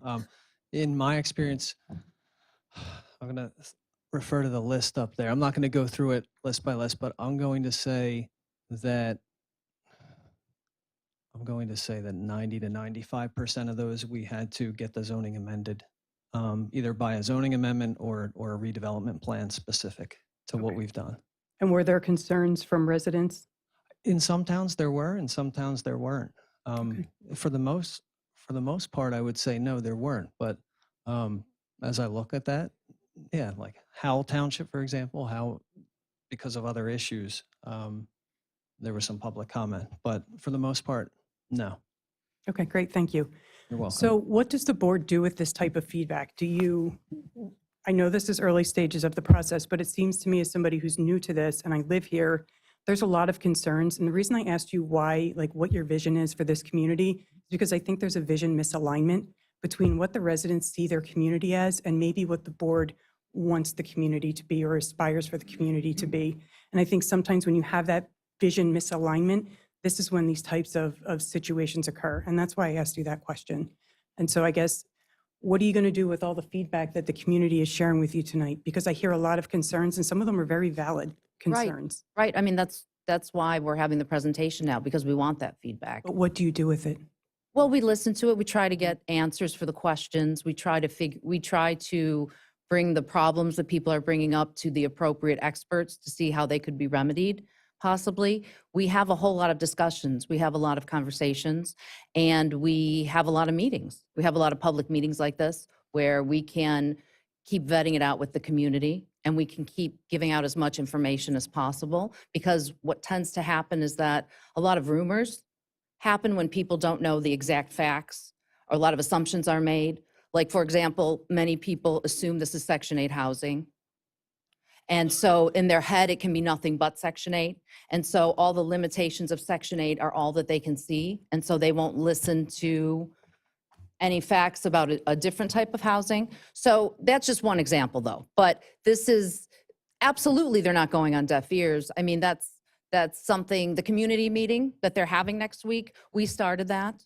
We started that with developers so that they would, when they came into a community and they wanted to build, that they themselves had to have a meeting with the residents and explain what the whole plan was, what their ideas were, take the feedback. I personally knock on doors of the residents who are surrounding those areas and make sure that they're coming to those meetings. And if they can't come, I make sure that we have their email if they want to get information about future meetings. We work very hard to get feedback from our community in general. That definitely is something that we are aligned with, I would say. But again, like anything, nothing is a quick yes or no or black or white answer. So we are figuring it out as we're going, sort of. And can I just provide a little comment back to the Section 8? I don't think it's that people are stuck in that place. I don't think that's a fair assessment. It's when you're introducing something new, there's new words, there's new topics. You know, government itself in general has a habit of reframing things, so it's something that's very similar, presented in a new format. And as I just want to say, as residents, it's concerning. And so part of, I think, what we expect from you is if there are these differences, there's an educational process in all of this. And so I wouldn't assume that people are stuck on something, because I just don't think that's true. we need to understand what is going on. And what we hear is very similar to what Section 8 is. Mhm. And so, yes, there are some differences, but what does that really mean at the end of the day? And so I think it's natural to have questions and concerns about that, but I don't think it means somebody's stuck on something or isn't willing to hear you. I think they want to hear everything that you have to say, and they want to hear what your views and your opinions are, because there just seems to be very much a misalignment between the people in this room and the people up here on the board. And I'm just saying that as someone who's new to this conversation and is just observing this, there just seems to be a misalignment. And then, the Walter Group was just obviously trying to do their job, but maybe that's not necessarily what this community wants. And it doesn't make anybody a bad person. It just means Oh, that. I don't know that anyone said that anyone's a bad person. No, I'm just putting that out there, but there Okay. were some comments in the back of the room that I was listening to that I didn't think were very kind or appropriate. Okay. Um, Well, we are trying to have lots of conversations and we are trying to answer the questions. I mean, I hope that's so, why and I we're- hope things That's why like we're doing this. concerns around the school, there's a lot of concerns that Right. were addressed tonight that I would like to hear more in-depth responses on from this board. Oh, absolutely. Okay, thank you. Absolutely. Just one note, though, those responses will not come from the board. Those responses will come from the developer, because the board doesn't control, the board can make decisions about zoning and land development. But the developer has to give us that information so that the board can make a decision. Yes, correct. But we want to know like what you're thinking, why you're making the decisions you are, how you get to those decisions, and to keep us informed of that along the way and throughout this process. Because like you mentioned, it's long. It could be very long. It could be 6 months. It could be 6 years. But we want to be informed as you're going through this process. And I think that's going to help everyone a lot throughout that. course. Well, and I will say that the next step in this process is what is up to the developer. So they're going to have to go back and, like we were saying, there's already changes that they're going to have to make to the draft text amendment. If they take 6 months to put that in front of the PRC, then there won't be an update. The next step is in the developer's hands. Okay, great, thank you. I want to mention too, because we have a room full of residents, that we have a weekly Gazette, a weekly e-newsletter. I hope some of you got it. We did post in the weekly Gazette about this meeting tonight. And I won't make you do it, but I would love to know how many people found out about it from the Gazette. If you haven't signed up, it's on our website, and we will always let you know when this issue is on the agenda. You can even sign up for the agenda to get emailed to you. Sandra's always pushing the Gazette. Good job, Sandra. Okay, can we start over here, ma'am? And then, sir, can you go next?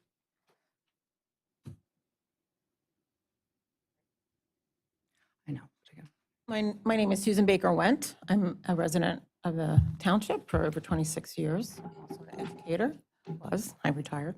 I just have a question. I think some people have some concerns and maybe even misconceptions about people who would live here. So when you say they pay a percentage, they all have to have some kind of income, correct? And I would assume they were hardworking people? Yeah, I would assume that.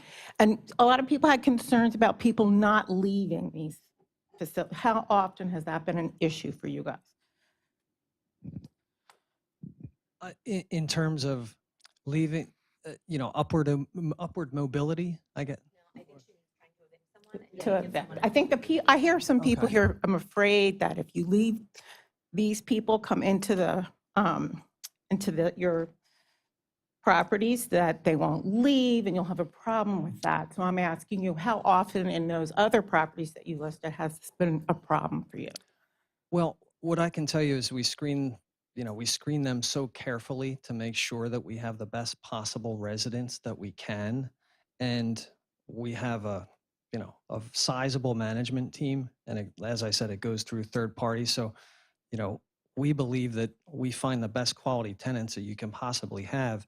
And we like to have them for as long as they're willing to be here. When we do, encounter an issue with someone, we use our the maximum extent of the law to get them out as quickly as possible. Both so that we can fill it with another good resident, and to minimize any disturbance to other neighbors. And is there a minimum basic income that they have to maintain and reach? And if for some reason they lose a job or something like that, what happens then? And can it change for some reason? So I'll start the answer. Kim can probably backfill for me, but yes, you have to have a certain minimum. You can't make too little, you can't make too much. You have to, I believe, self-certify every year, at least in New Jersey, that's the way that it works. The housing agency also makes you certify to them. And I don't know if you have any more color on. So what I would say is that when people move in, one of the things that Ed was talking about is finding a quality tenant. So I want to make sure that we're clear that we do criminal background checks on every resident, and we also do a credit report on every resident prior to them moving in. So they would need, we have a tenant selection plan. And so we have what we have idealized as our ideal tenant. And so we already have set the bar pretty high for what our expectations are. And then the residents move in, and if they are not meeting those expectations, what I would suggest is that if a landlord is having a difficult time getting a tenant out, it is probably the experience of the landlord rather than the tenant. An experienced landlord that knows the law has the tools available to be able to manage their buildings appropriately. I would offer that. Regarding the income, so everybody works, everybody has to pay their own bills, their rent, their utilities, which Ed had mentioned earlier, and the rents can change. Someone asked earlier, and I don't know that we actually got to the answer, but the rents are set by the state of Pennsylvania, and they're issued by county. And so Montgomery, these rents that you see listed here are rents that were prescribed for Montgomery County based on the average income of all Montgomery County residents. And so that does change from year to year. And the rents can change from year to year. Most years they go up a tad, not a lot. On occasion, they can go down. That is very rare, and it usually has to do with the economy. But typically the rents do go up, not unlike market rate apartments. The difference is that in a market rate apartment, a landlord can adjust the rent at their whim. And in this particular case, we cannot. We must stay within the guidelines that are set based on the state requirements for the county. That sounds pretty thorough. Thank you for that, because I'm pretty sure there's no criminal background checks on any of my neighbors in my neighborhood when they buy a house in my neighborhood, which is over quite substantial prices for their houses. So I don't know who's moving into my house. I don't know their criminal background. I don't know their ability to pay going forward. I don't know what kind of people they are that move into my neighborhood. It sounds like you, in this kind of situation, have a lot more control over who's getting in there and how they're going to be able to pay for that. And I also would like to say, as probably one of the minority people in this room, I do feel like the board has been very open. I don't feel like you're hiding anything from me. I appreciate all that you've been doing up here and listening to people's comments and questions and getting back to them. So I support what you've been doing. And I probably will vote for you all again. So anyway.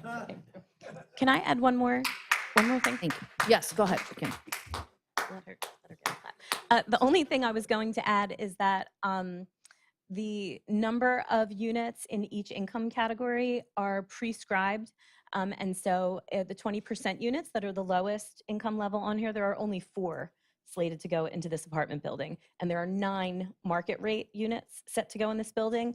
And the balance is split between the 50 and 60% income. So most of the people that live here will be making a minimum of $40,000 a year, and up to could be anything in the market rate units. So there are 9 market rate units, and then 51 units are split between 20, 50, and 60.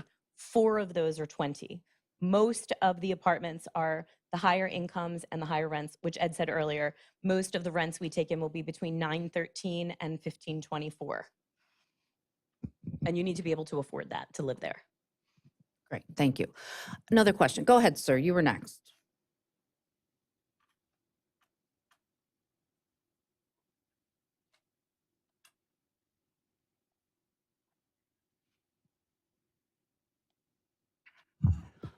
My name is Ramesh Desai. I've been a resident of this township for the last 50 years. I just want to get my numbers straight. Initially, you mentioned the project was 24 units. It was never 24. When we initially started talking, we were talking in the 40s, that there could potentially be 40 units, but we couldn't make that work. Okay. And now it is 60 units. Yes, it's 60 units. And initially, the 40 units had how many acres? 4.7 acres? The initial property was 4.14 acres. 4.14. And the additional 20 units added how many acres? So we added an additional 1.6 acres for the second 1.6. parcel. Okay. So that comes to about 10 units per acre. That's right. What we looked at was, someone asked earlier, is if we look at zoning, and we do, and the zoning that's across the street for the apartments that are across the street is at 11 units per acre. And so we wanted to be under that. Thank you. Thank you. Yes, sir. Come on up.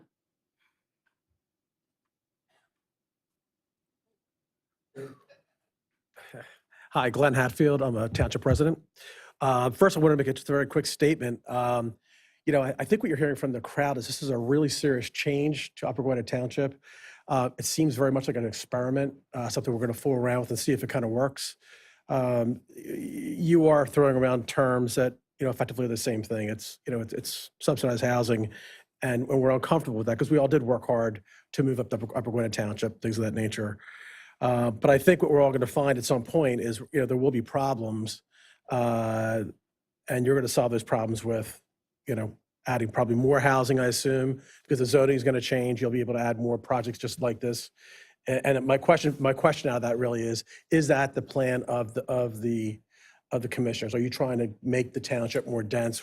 We're about 97% built out right now. Is that the idea? No. This is actually less dense than the property across the street. But we've crossed that bridge a couple times because that property was the Philco Ford property, which was basically a hazmat site. So the developers had to do significant cleanup before they could develop that. So they had to obviously add more units and make it a denser property. I think that's the case, isn't it? Not that I know of. I wasn't on the board when that happened. That's not the truth. I don't know. That's wrong. That could be. I don't know. I think it was a Brownsfield across. It was. Yeah, I think it was. I'm reasonably I sure of wasn't here that. then. Yeah, so am I. Yeah, it still is more dense than this will be, though. It is, but for obvious reasons, right? Pristine versus a brownfield site, right? So. Well, it still is numbers of units. Yeah, but That's a brownfield location is not as desirable. Did you have another question? I did. Yes, I did, actually. Sorry, here. I was writing these down here.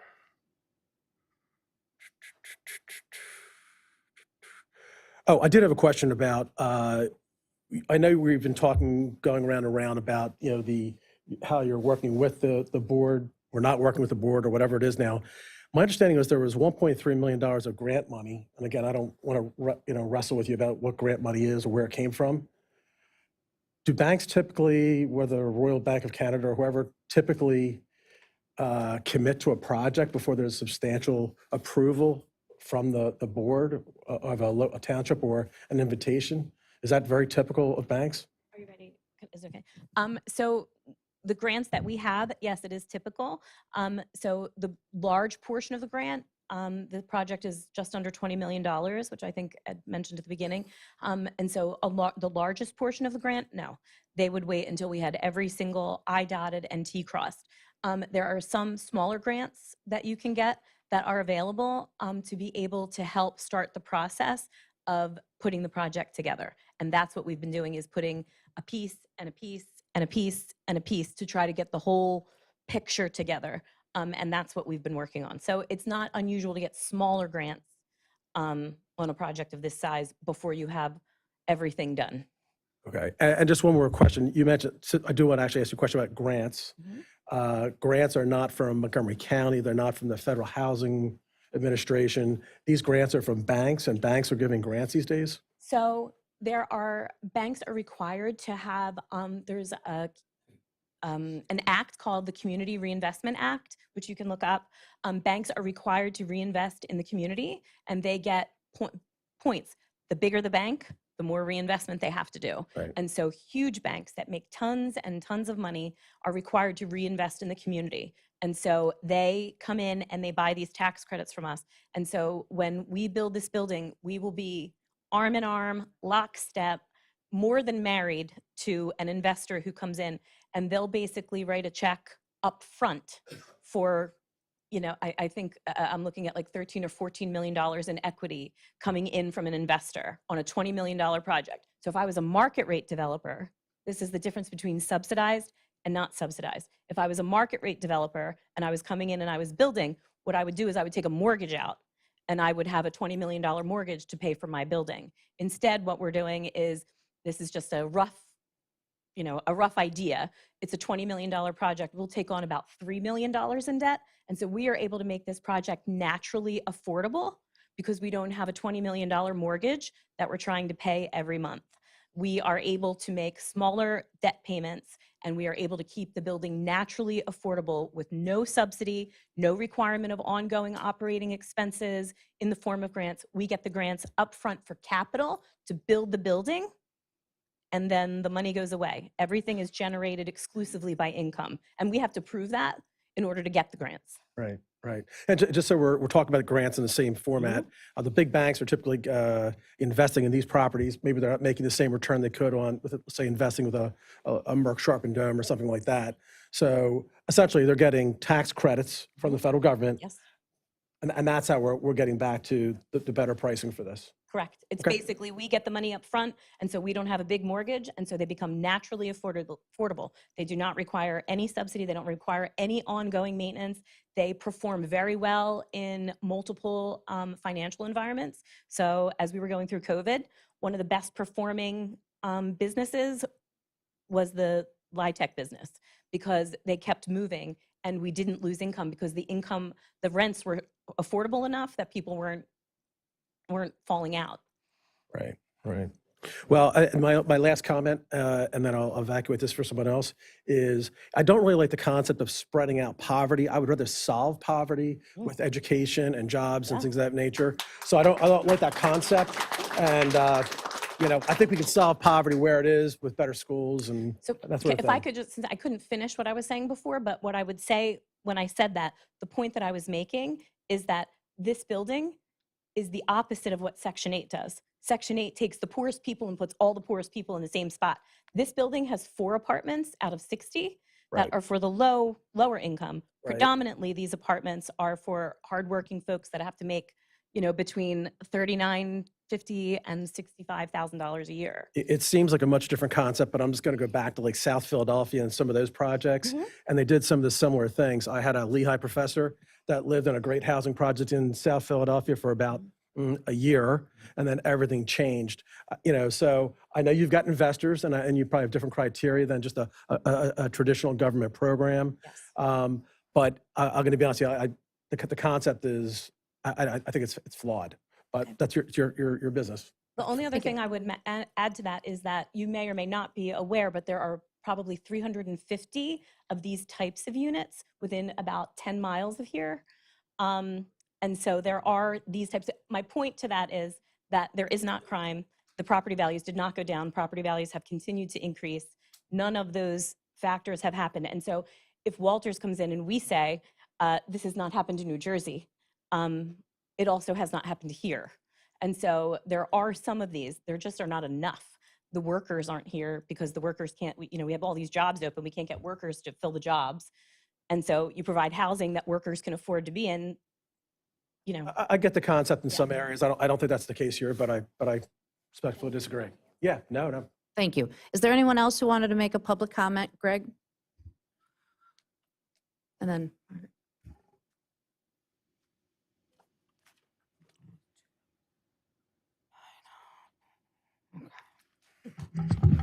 My name is Greg. I live in the township and I've been here for 13 years with my wife and my 2 kids who also attend the North Penn School District. And we're very happy that they do because it's a beautiful school district and those teachers work very hard, just like you commissioners do. I had a couple comments early on that I was going to raise. But then I started hearing many of my community members, many of my neighbors say things repeatedly like decentralized poverty. They're very concerned that we're going to decentralize poverty, which in the alternative means that you prefer to centralize poverty, keep poor people all together. And you know very well there's a strong correlation between race and poverty. So what you're really saying without saying it, because I don't think anybody in this room has the courage to say it publicly, is that you don't want blacks or poor people in your backyard. That's exactly what you mean. Okay. I have been a tenant. I have been a landlord, and both. Okay, ma'am. I beg your pardon. This is my time. I've been both a landlord and a tenant in Upper Gwynedd. You could say that. You could say that on your next time if you have another public comment. So as I was saying, I've been both a landlord and a tenant in Upper Gwynedd. We rented in the Gwynedd Club. After my wife and I moved out of there, she owned the unit. When we got together, we got married. And we had a tenant who is very high credit score, very wealthy family. There's no correlation between whether you're going to be a good tenant or whether or not you have a perfect credit score. They were abysmal to get rid of. And many of the comments that I kept hearing were, how do we get rid of them? Are we unable to get rid of them? What you're talking about is Ma'am, excuse me, Greg. Yes. He has the floor right now. Everyone listened while everyone else had the floor. Can I ask that you please let him have the floor? Thank you. I feel as though I touched a nerve, so I'm going to go ahead and keep going. So what I'm going to. Okay, ladies and gentlemen. Oh wait, I got all night. Ladies and gentlemen. That would be preferred. Ladies and gentlemen.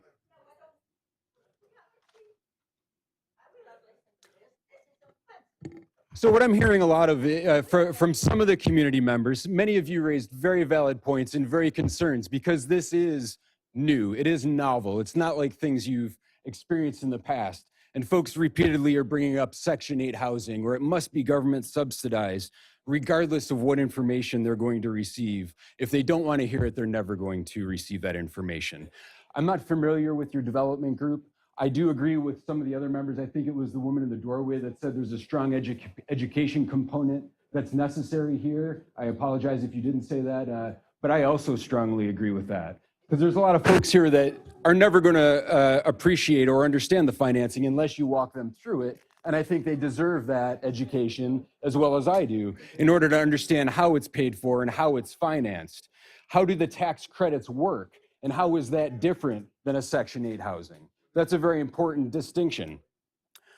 I've also heard a lot about, well, I struggled very hard to come here in this community. I struggled very hard too. I grew up poor, and I've achieved a degree in law, a degree in neuroscience. I went from financing my own education, and I'm not ashamed to admit that I had to eat a can of beans almost every night for dinner during that 3 years in law school, so I can put myself through school. I don't think for a minute that anybody else should also have to struggle just because I also struggled. I think that just because I struggled doesn't mean that people generations afterwards should also, because I did it, they too should also have that same struggle. I think that's a ridiculous argument. So the idea of that maybe they should just work harder, which I apologize, the woman in the corner had said that I want a house in Villanova, I can't afford it. But the people, if they want to live here, they should have had to work harder. Well, if I want a house somewhere else, perhaps they should also have made different choices or perhaps worked harder. The same folks that are concerned about the financing and the increase in the student number in the classroom, of course that's a real concern when I have children in the school. You should also then, I would expect everybody that's raised that concern to show up and support new projects like a development of the high school to increase capacity. But I suspect that many of those same folks will take issue with that as well, just as a pro forma public performance to take issue with the decisions that the township commissioners are making. So thank you for your presentation this evening. I would encourage you to set up another meeting or a presentation where you can educate us so we can understand the financing better. I think perhaps that would alleviate some of the concerns that many of the people have here. Because this is not Section 8 housing. I personally do understand a great deal of it. I used to do high-end public financing, project financing. But I suspect many folks in this room also understand it too, but that's the card that they're going to repeatedly play. So I want to thank you for your time, and I want to thank you for your time. And I would hope that we'd be great neighbors and good citizens and help people when they need it. And if this is an opportunity for people to better themselves, to have a transitional step, but before having a transitional step, we should be encouraging that and not saying, not in my backyard because you're poor or you're from a different race. Thank you, Craig. Margaret, go ahead. Hi, my name is Margaret. I live in Upper Gwynedd. I want to say that as a resident, just because I may have a certain amount of money and I and my husband worked hard, that doesn't give me the right to decide who else can live in Upper Gwynedd. I feel that if there's a property available and you buy it and you can develop it and the zoning makes sense, it should be about zoning and density compared to other projects, not compared to the people who are going to live here. I'm going to cry. I'm sorry, people who know me know why. My child will never make enough money to live here. The people who live here, that's a lot of money. If you remember, before the rent started flying, that's a lot of money. My child is disabled, and he will at most get $900 a month. You don't know the people that are going to live there. I'm sure they're hardworking, wonderful people, like people who know my child know he's so wonderful. And he will never be able to afford to live here with those hardworking people who will be living here. It shouldn't be based on who you're afraid. And I hear the fear. Let me tell you that a group home just went up in my mother's block in Long Island. And the property values there are very high. And it was a business at the end, it was a doctor's office, and now it's going to be a group home. 2 very small homes that haven't been, I'm 54, don't tell, that haven't been updated since I went trick-or-treating on that block where my mother has lived for 52 years. They sold for an outrageous amount of money. It's crazy. The group home on the end of that block did not impact the property values. And I'd be very interested to see the impact on property values, but I don't want to make it about who's going to be living there. That's fear.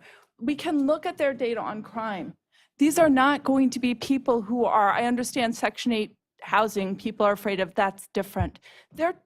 As I understand it, they're paying that from their own income, correct? That's a lot of money, people. Please see through your fears.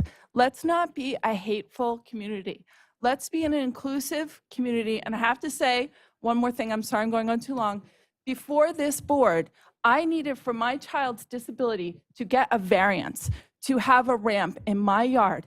I had to hire a lawyer because I've lived here for 15 years now, but at the beginning, there was a different board, and I was told by the zoning officer that he has never once given anybody a variance.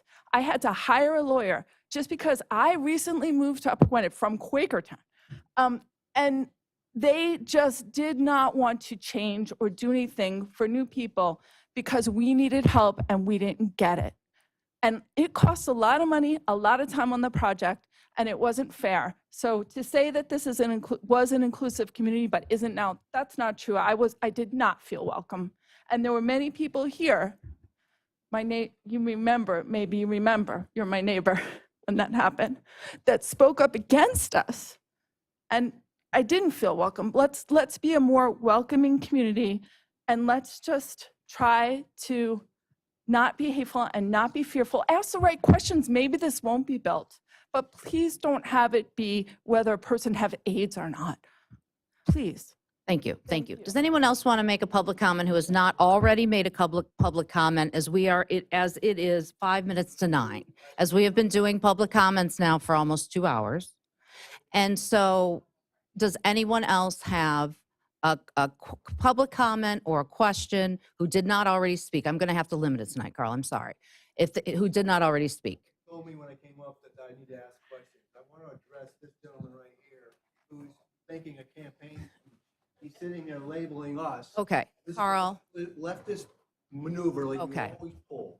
Carl, does anyone else have any public comment they'd like to make? You would, sir. Come to the mic, please. You don't have to Okay, love all right, thank you. We're going to move on. Okay, thanks, Carl. If you could take a seat, please. If you could take a seat. All right, we are going to move on right now. I haven't had a chance to have my public comments. I'm going to call a 5-minute recess.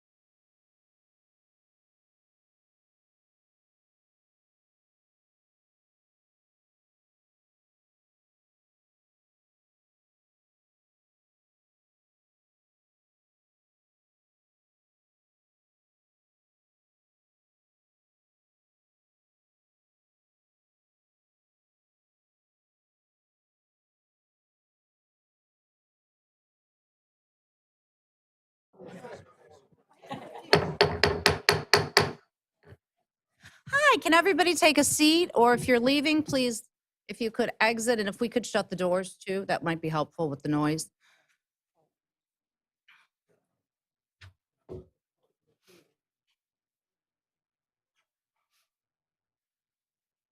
Thank you.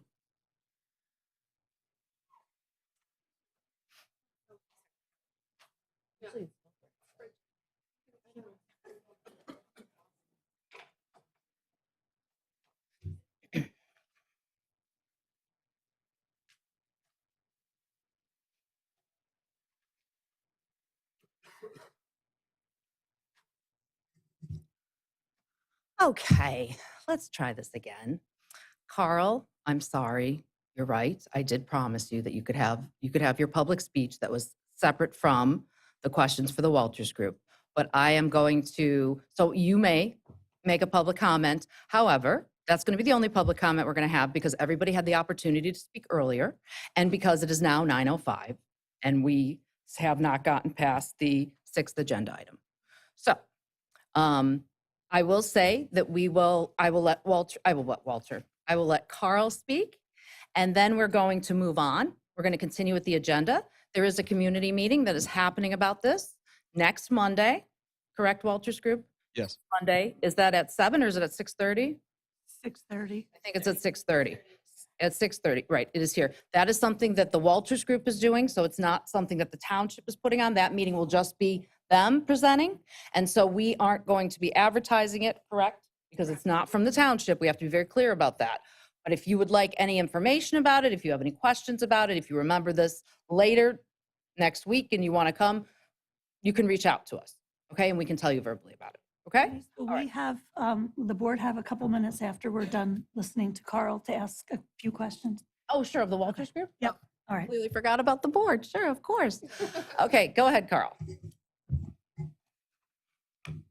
Well, thank you for the flexibility. So I do have a few comments to go along with what's been already discussed tonight. I just want to point out some things that have already been said briefly, that a lot of us did migrate here to Upper Gwynedd for various reasons. But, and many of us came here to embrace the culture and assimilate into what we loved. We aspired to come here. But it's clear to me after hearing everything that's going on, it seems pretty clear to me that this board is composed of those who want to really change what's going on here in a systematic and permanent way to reflect some of the failing communities that we left. And why do I think that you're predisposed to this way of thinking? Well, the evidence tonight speaks to that a little bit when you're hosting the Walters Group to come here and talk about all the benefits in a one-sided way. They're also, this board is also public symposiums for groups that have a similar mindset, like Home for All and Health Smart Foundation. I don't think it actually conflates with the invitation given, but it gives us insight of where your mind is with all this. And I think it's important to take a step back and look at the historical perspective. By that I mean, in the last two election cycles, this board's political ideology has changed 180 degrees. But you do stand on the shoulders and the successes of the prior board because you did leave with a well-run government. They had a surplus of money. They had a well-established relationship with the main economic entity in the region, of course, the Merck. They worked with Merck. Merck provides high-income jobs both directly and indirectly. They work with them to develop the road system in order to provide the growth that they have experienced. Consequently, we as residents, we have low tax, we have appreciating home values. These are all positive things. We should be grateful for all this. So it seems to me like now we're at a place where we ask the question, well, what do we got to do now, present day? Well, we got to change everything.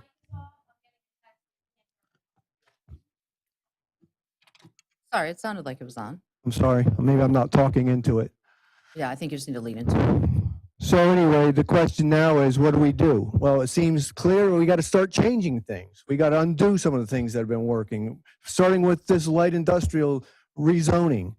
And, you know, in doing that, I guess because we're built out, we can't accommodate this high-density housing. So we've got to replace what we have set aside for business. That's going to compromise our future economic growth. It's also going to send a message to people that we're not really that interested in the producers and the builders. Instead, let's sign on with the takers and the entitlement-minded folks. Call me old-fashioned. Oh, and the other thing we do, we're all being lectured now by this guy and other guys. Hey, we got to provide affordable housing, or that's another code word for subsidized housing for the workforce. Well, I've subscribed to the old school way of doing it, as has been mentioned here before. I feel like it's really a traditional American way to depend on yourself, to be self-reliant, and to be a rugged individualist. Instead of taking money from the government, which this is an indirect way of doing, no matter how you talk about it, there's always strings attached, which you're finding out in terms of going through these grants. And there's certainly control mechanisms put in place once you take the money. So the future, what does that hold for us? That's really the question when we make this decision. And it's clear to me that if we continue going down the road we're going to end up just like all other blue governed communities. We're going to just look at Philadelphia, look at Abington, Willow Grove, Cheltenham, all these places that we've run from to get away from the urban mess that's coming to us by way of your policy. And the question really, I would be asking myself if we're on the board, is this really a legacy that you want to preside over a decline of a great township? That's all. Thank you, Carl. I Okay. would like to address a few things. On Go ahead, June 20th, 2022, Linda Smith asked the board if we have had any past experiences on boards. My answer was that once we were elected, the board members are offered many courses, seminars, boot camps. It covers matters of zoning, planning, land development, and all aspects of local government that we attend and we take. We do our research. So you referred to a meeting, Carl, that was supposed to happen. I spearheaded that. That was mine. And I'll tell you why I did that. I worked with the county. After our meeting on September 20th of 2022, where you referred to an op-ed written by former Commissioner Al Kush and Ken Lawrence, you said that there's a lot of that indicated there's a lot of information out there on this. I said that to you, and I did my homework. I want to learn what the difference is between Section 8 and what the Walters Group is proposing. I don't know that. So what I did was I reached out to the county. I started reading in June, July, August of last summer. I reached out to the county on September 21st, September 14th, in October, November, 8 times in December. I had emails back and forth with them on my own personal email account so that I could learn the difference between all of this. Then I met with this group, Kaylee Silver and some others from the county. And I said, there are other places in the North Penn area that are experiencing similar issues like we have here in Upper Gwynedd. And I even told you that last meeting out in the hallway. The homeless issue that Upper Gwynedd has is different than what Lansdale has. There are so many resources out there. In November of 2022, I went to a meeting. There was a filled room like this. There were 2 elected officials there, besides Ken and Val. It was me and a gentleman from Lansdale. And all these people were in there telling us about the resources that they have to help the homeless, to help with affordable housing, to get food to these children. And I thought, I didn't know this. And I talked to Chief Duffy about it. And he said that, told me resources that the police have. Since it was only 2 of us there from the North Penn area, and it was held in Colmar on Broad Street, I thought, these resources are there. It's the way we can help people. So I did more research. And I helped organize with Sandra a meeting with the county that was supposed to be last week, but because of scheduling, we had to stop. I was going to be on the panel, which I still am if this gets worked out to redo this. This has nothing to do with our minds being made up. And I take offense to that. This is about us trying to educate ourselves and learn about what this is all about. What is Section 8? What is happening in our communities? Not just in Upper Gwynedd, but in the North Penn area. Because our kids might live in Upper Gwynedd, but they go to the North Penn School District. How do we help them? What do we do? So we had a panel, and I can say this too. Just like in your business, you might have meetings with your staff. We have meetings with different township, with managers, different elected officials. We don't have to have the residents there, the community there. We can just have regular meetings.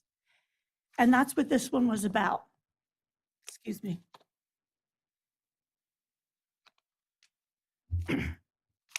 All of us here are taking this very seriously. We are listening, and I just asked Denise if there would be time for our questioning, because I have some too, as you know. And all the questions that you have asked and the others have asked those 31 times haven't been asked yet. So I will ask them in a minute. But as far as that meeting goes, if you're going to call us, say our mind is made up because we want to learn more and educate ourselves on our own time, then so be it. But that's what we do as your commissioners here. We're going to learn about these things. We listen to every one of you in here. We have copious amounts of notes. I went through, I even watched Linda go to the county meeting and talk about residents in this township not having money to buy a turkey for Thanksgiving. You know what? If I knew that, I would give them a turkey, if that's what it would take. You said that. You asked about the 8% increase in the county taxes. The woman here said our taxes are going up. I live in this township for almost 30 years. I don't want to pay more taxes.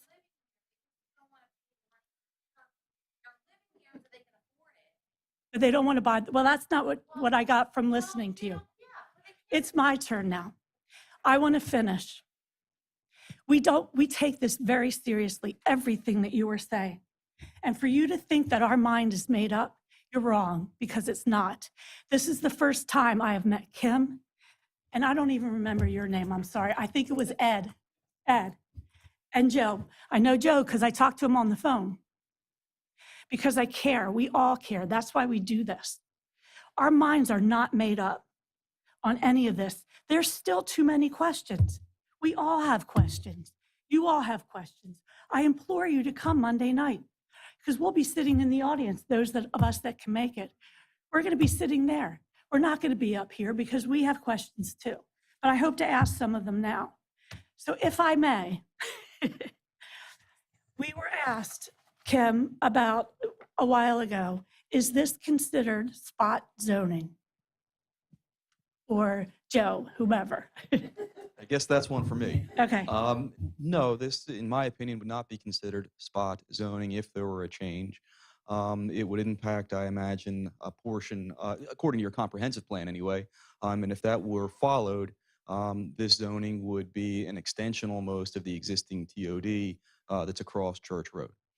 That's the Pembroke apartment, Pembroke Stations. The point at Pembroke now, or Yeah. whatever it may be. So it's not spot zoning. Well, and ultimately, based on the text amendment that is submitted, that's something that my office would review and make a recommendation as to whether or not we believed it was spot zoning. Absolutely. Mr. Henkin asked, and I don't see him here this evening, he asked in February, or in July of 2022. And this is actually also for Chief Duffy too, along with rep from the Walters Group.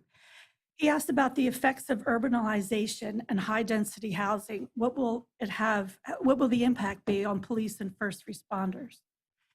I'm going to turn this over to Kim. She's much more eloquent than I am about these things.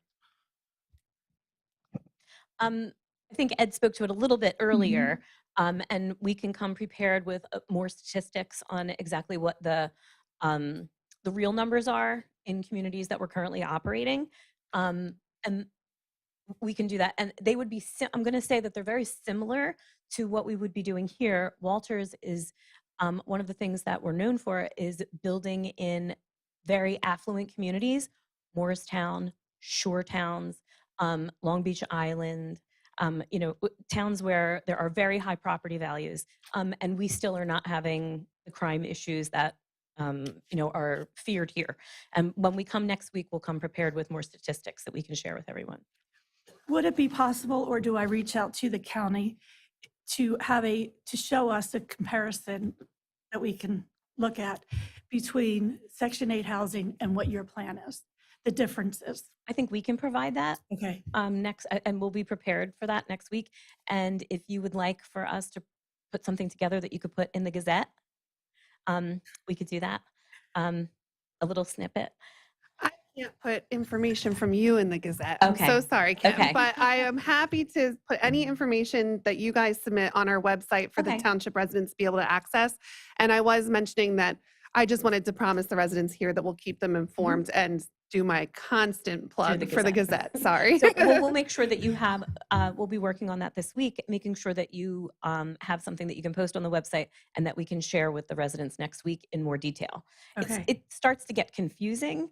And so we are often balancing how much information to share, because the more information you share, sometimes the more confusing it gets. But we'll do our best to make it as clear as possible. Okay. Can you tell us where around here there's a similar development to what you want to build? So we could, if we, in all of our free time, Sure. go look at it. Around here in Hatfield, Durstein Run, you have buildings 1, 2, 3, and 4 at 82 Durstein Road. You have Schwenkfeld Terrace, which is at 1290 Allentown Road. You have North Penn Commons, the residential portion, not Manna, not Peak, not the YMCA, North Penn Commons. And that's roughly 500 units within a handful of miles. All right, we'll go look. Next, if you could put back on the slide about the, because this was asked at a meeting in the past and it really hasn't come up. But I have a question, the one about the traffic. So is there, in your experience, would a new business on that 6 acres produce more traffic and everything than the 60 residential homes that you're proposing to build? So Ed and I can maybe share this. You can make sure I answer it properly. But what I would say is that not necessarily in my experience, however, we engaged a traffic engineer to study the traffic patterns in the area and to compare that against national standards. And what they determined in the traffic study, which we can make portions of that available. I don't know if it's complete, so I don't know if we can make the whole thing available yet, but we can make perhaps portions of it available. What they found in the traffic study was that this would produce significantly less traffic than would a use that is favorable to a light industrial use. So a business would attract more traffic than the homes. That's would. what the traffic study showed. That's not my opinion. That's what the this- engineer. Okay. Especially trucks. So this would be predominantly, what we would provide would be predominantly residential traffic. And I'm sure there's already quite a bit of tractor trailers that are traveling down there. We can see them parked on the property adjacent to the one that we're talking about tonight. So Okay. And the cars per unit, what do you factor in for those 60 units? Do you have a count there? I can't. I think really she see means that. like a parking count. Yeah, Like how many parking spots per unit? Is that what you mean? Yes. So what we laid out in the concept plan showed, I believe it showed 1.8 spaces per unit. What I think the rest of this study shows, which is not on the screen and not part of the presentation, is the actual parking demand was 1.37 spaces per unit. In our experience, we don't run over, we don't exceed 1.5 spaces per unit. However, in many of our developments like this, we do 1.8 in an abundance of caution. Okay. Just a few more. You already answered about the maintenance, and I appreciate that with who maintains that. Let me just go through just so much. So we've talked about the school overcrowding, and Wendy Berg brought up how many additional children that would be. And maybe this is a question for Sandra, I don't know.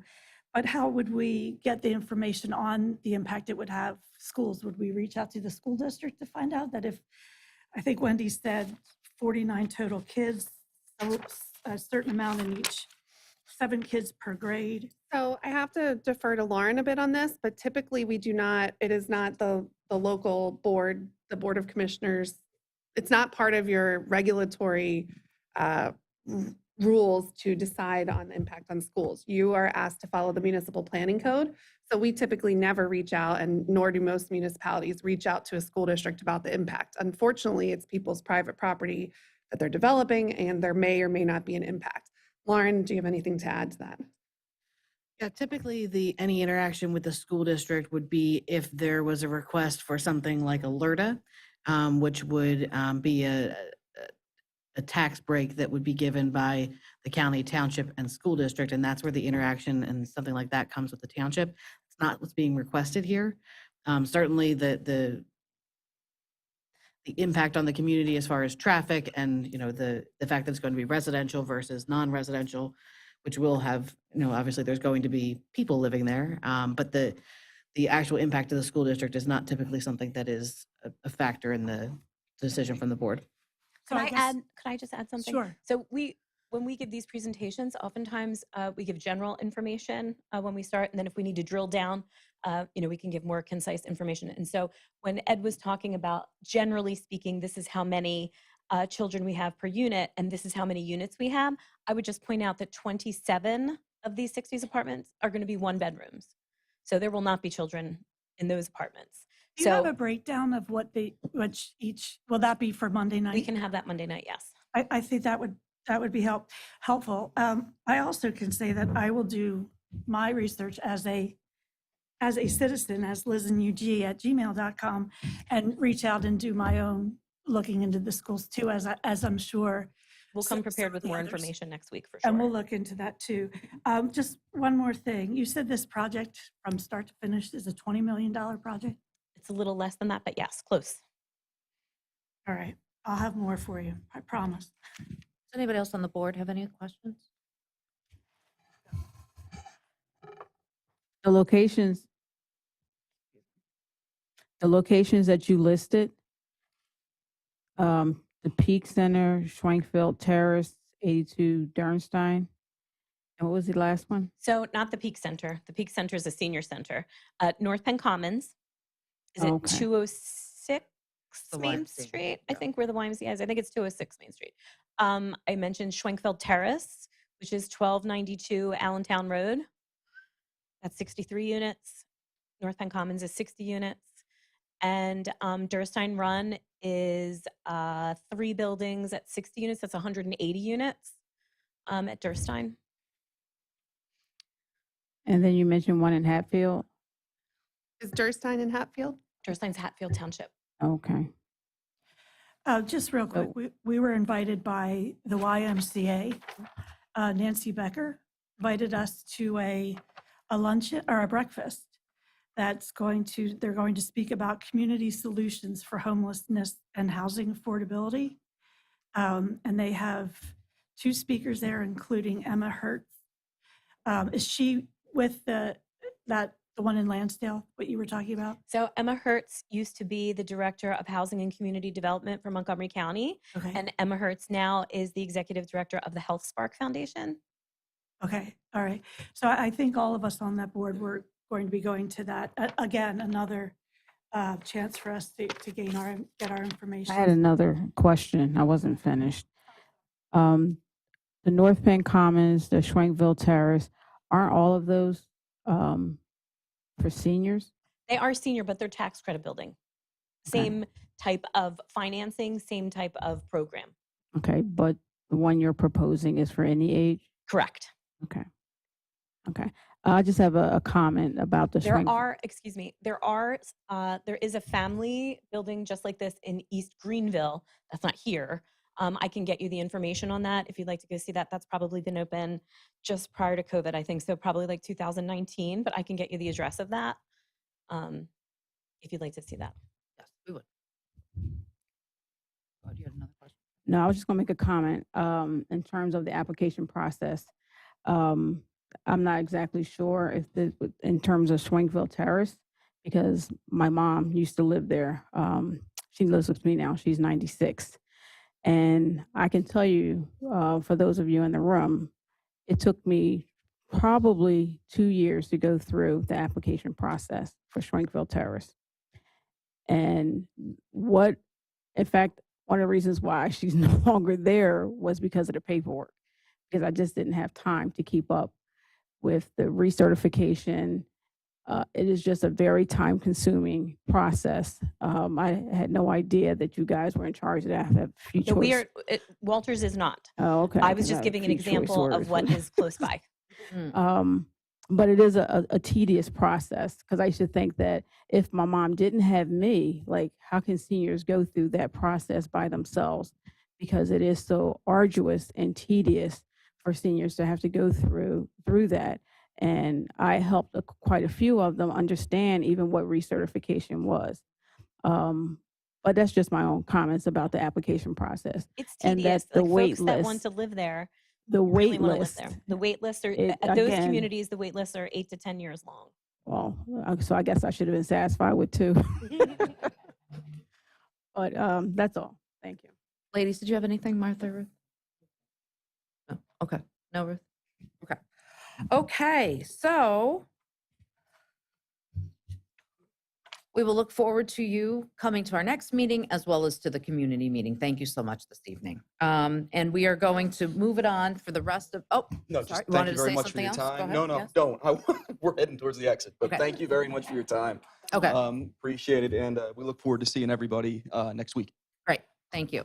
If anybody else wants to leave because they were just here for that, don't feel like you have to stick around for all the other typical stuff. I'll just give you a minute if you're going to leave, if you could just leave. And then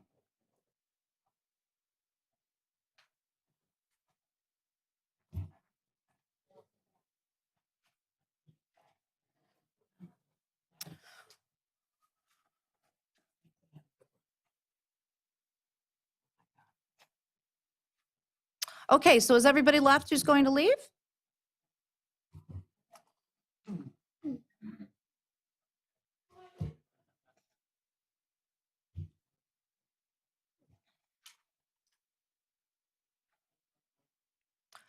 Okay, thank you so much, everybody. Nate, why don't you shut those doors because we really need to get started with the rest of the meeting.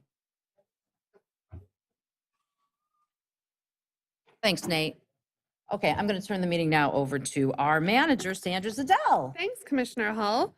I'm starting off my manager's report with 2 quick comments. I don't think that we talk often enough about some of our big successes that people might not be aware of. But recently in the last month, we've had 2 programs that were created by staff or volunteer committees sell out in a matter of, in one case, minutes. So we have a new Park and Rec program that we started last year that's a teen trip camp. It literally sold out in 2 minutes. It was one of the most exciting days here at the office.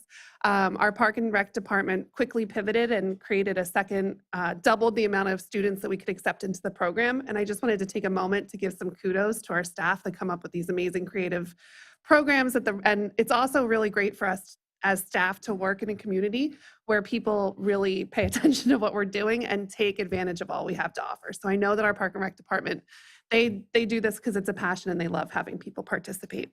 The second successful event was our tree sale. Deanna handled the tree sale with Megan, and it was the idea of the Environmental Advisory Council.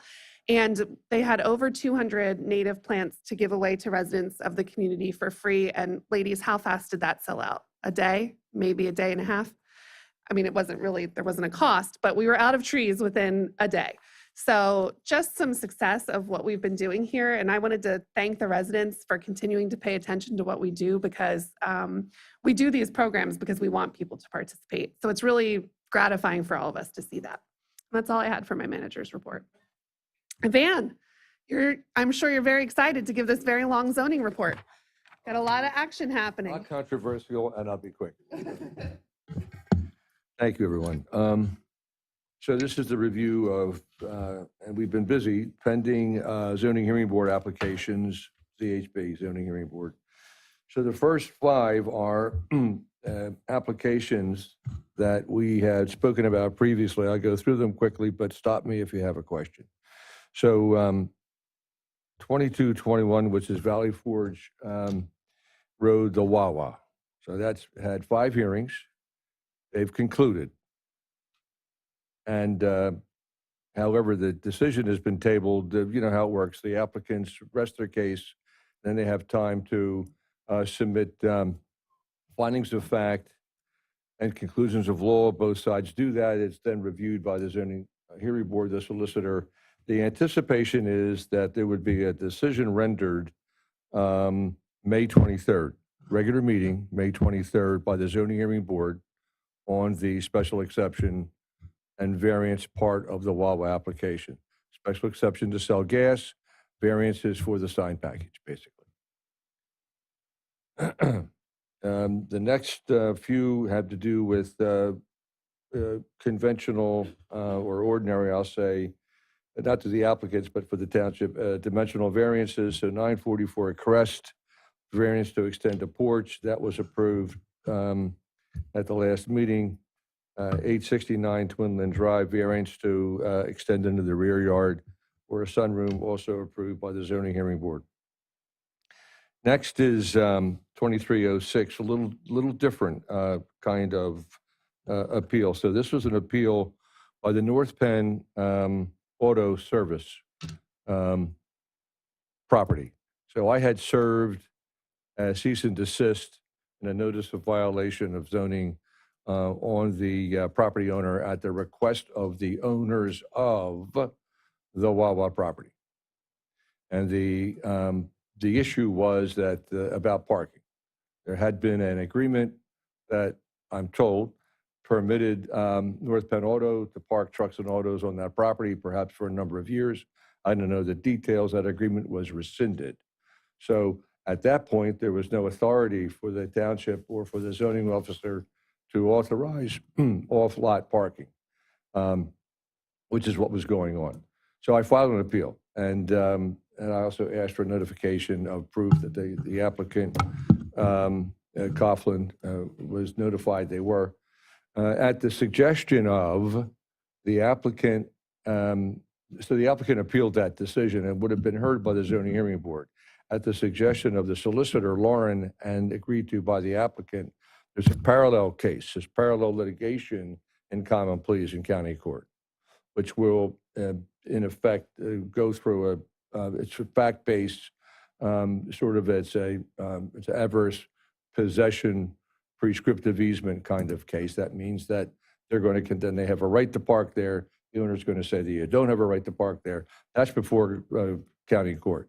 Township has nothing to do with that. So the idea was that both sides agreed to continue any debate or any presentation at the zoning hearing board here in Upper Gwynedd until that issue is resolved at common pleas. We gave them 90 days, and it'll be up to the solicitor's office and the applicant whether they can resolve it in that time or it'll be continued beyond that. So for now, it's been stayed, and that decision or that hearing has been postponed to June 27th, temporarily. Questions on that one? Sorry for the extensive answer on that. So the next ones are Barberry, also a dimensional variance for a patio into a required yard. That was similarly approved by the zoning hearing board. These approvals are all based in context with the exhibits and the testimony presented at the hearing by the applicants. So the next group are new ones. Scheduled in 2 weeks for April 25th. So the first one is 201 Church Road, Unit C. It's a special exception and/or a variance to permit, in effect, stone cutting and polishing of granite in the LI district. That 201 is owned by Volpe. Volpe is at 217. They purchased 201. It's a multi-purpose building, and one of their proposals is to permit this granite and stone cutting, polishing, and then delivering. In effect, the fabricating. We don't believe it's an authorized use in the LI district, so the applicant has appealed that. to the zoning hearing board. Next is 2309 Bridge Community Church for a variance to construct a shed. They're out of room for storage.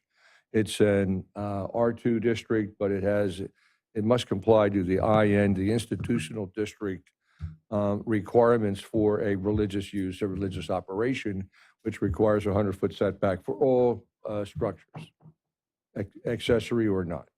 So they'll need to, they have applied for a variance, a dimensional variance, to permit their shed to be 25 feet, approximately 25 feet from the property boundary. Also to be heard April 25th. Next is 1238 Dickerson, multiple variances to basically dimensional corner property, non-conforming as to yards. So they have, or they want to construct a patio, a roof over a patio and a gazebo, and they'll need variances, dimensional variances from the zoning hearing board in order to do that one also April 25th. We have more. Upper Gwynedd. Upper Gwynedd is not immune from having to comply to zoning. So the Park and Rec Director is requesting to replace the LED panel right here on Sunbeatown Pike, previously approved and granted by the township before we had LED signage regulations. Now we do. So I've sent that request for a variance and/or an interpretation that the LED panel, which is part of the sign, be permitted because it's in effect, it exists as non-conforming, and/or that that a variance be granted to the township to permit that swap out. Same size, they're just going to swap it out with newer, clearer LED signage. The second part of it is that the application includes a request for more than 3 lines and more than one color of text, which is currently a limitation of the LED district. Other applicants have succeeded in one or both of these. I think of the Sanctuary Church being one of them, but I can't grant that. That has to be adjudicated by the zoning hearing board. By the way, previously, somebody came in here and talked about a zoning officer, a mean zoning officer who wouldn't allow her to do something. Zoning officers don't grant variances, but I wasn't the zoning officer that he was talking about. I just want to make sure. Sorry about that. That was 15 years ago. You weren't here 15 years ago. That was somebody else. Okay. Next. Glad you were able to clear your name. There you go. Moving on to the next one. So these are all scheduled. We're going to have a busy April 25th. So the next one is Sweetford Road, a variance to, this is actually it's right up from the wildlife sanctuary, a couple of properties in this oversized lot. Gentleman would like to install a detached garage. We have a maximum height for accessory buildings. He would, to the midpoint, he would exceed it.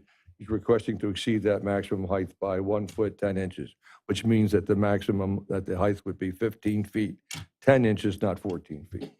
So that's also scheduled to be heard April 25th. The questions on anything I just reviewed, they're all new, so they'll be coming in. Next 3, you will be seeing you've seen the land development plan for the 10 twin dwellings, 5 buildings. Moyer Boulevard was approved by the Planning Commission, approved by you, and that will be processed for final plan recording subject to the approval of Megan. 2-lot subdivision plan, 645 Sunbeatown Pike. You heard that 2 months ago when it was an appeal before the zoning hearing board. So that appeal had to do with the keeping of the request to keep accessory units. This is a large corner property at Barberry and Sunbeatown Pike, just east of the borough.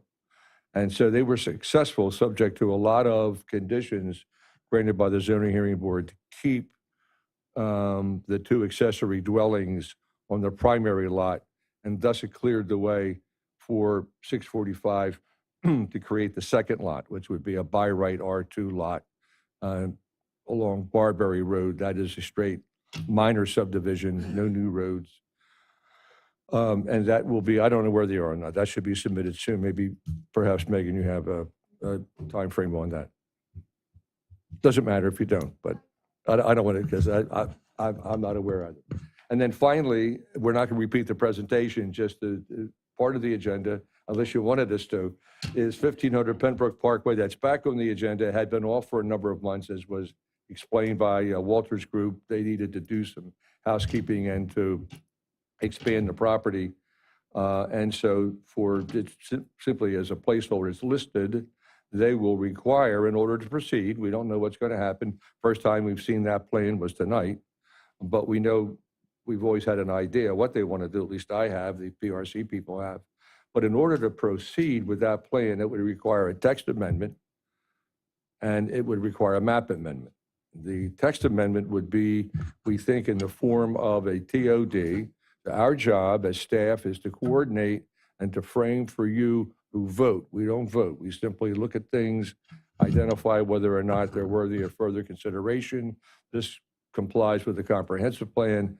We're going to not recommend it. We're simply going to prepare it as if it were to proceed, how would you do it? How would you proceed with the zoning amendment? So we're looking at the zoning text.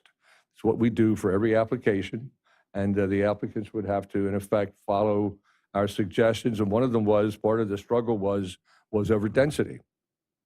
And we had indicated from the beginning that the density could not and should not exceed the density already in place for, I always refer to it as Station Square, but now it's Pembroke Station Apartments, that the density could not exceed. They were having difficulty with that. And so we basically said, well, you come back. Before we can move it along to the commissioners, you come back when you can figure that out. So they took some time off. They have. And the density now is commensurate with is below that 11 dwelling units. They'll have other things they need to do. So it would be a TOD. We see it as an overlay district. So the LI district would stay in place. That's the underlying district, LI. And as is Pembroke Station. And then an overlay district is added that gives, subject to conditions and criteria, an applicant the ability to construct a plan subject to the conditions in the zoning code. And that's optional. They can move forward with that plan or they may elect not to. Sounds like they would like to move forward, but we'll see. So anyway, that's the update for everything I have on our list. Van. Thank you. Van, but before you sit down, can you explain the overlay again? Like, Say that again? Can you repeat just what We'd like you to said? repeat the overlay explanation. Oh. Well, the current Station Square point at Pembroke, now Pembroke Apartments, is an overlay district. So the underlying, it used to be zoned heavy industrial. And the overlay district is a second sort of tier of zoning, which allows, in addition to the industrial district, an overlay, an additional option, in this case, to build multifamily units. It's the same process, different property, the same process that was employed, I guess it was about 25 years ago for what is now Pembroke Station Apartments. So it's kind of it's a little awkward, but the overlay simply is a second level, a separate level of zoning parameters that give the applicant, the landowner, the option to build the LI as currently The zoned, LI was all the stores? limited industrial. No, you have to think of it like a map. Like the LI is the current zoning that's allowable. The overlay is adding additional uses that are possible, but the owner of the property could do the LI choice of zoning or any of the other allowable uses that the overlay gives. So it's the uses, not actually the property. Well, the uses, the overlay would be constricted to only this property. We see it as a one property amendment, not a floating over all the LI. Well, it's not necessarily just one property. It has to do with the way that the current draft is prepared has to do with proximity to a train station. Right. So an overlay traditionally it literally overlays the underlying zoning. So a property owner can choose to develop their property consistent with the underlying zoning or consistent with the overlay. But they lose some rights by opting into the overlay if they want to. Doesn't necessarily always cover properties that are all in the same zoning district. There was formerly one that was on Sumney Town Pike, that was a Sumney Town Pike overlay. Right. Encompassed several different zoning districts, but it was a comprehensive plan based on parameters that are established in the ordinance. So the ordinance would say it has to be a certain size, but it can't be too big. It must be greater than 4, but it can't be greater than 10. It has to be within a half mile of the Pembroke Station. And I will go through the criteria in order to qualify.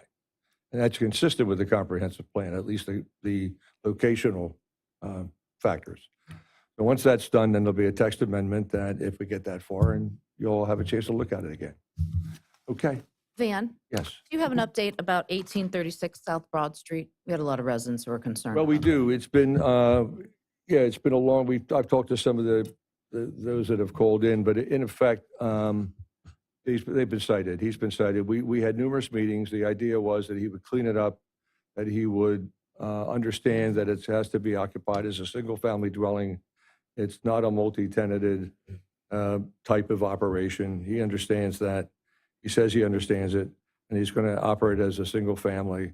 Families are not always just the nuclear family, but they need to be related. They need to operate as a single household, a functional family equivalent. That's the state of the art. That's the kind of the legal test.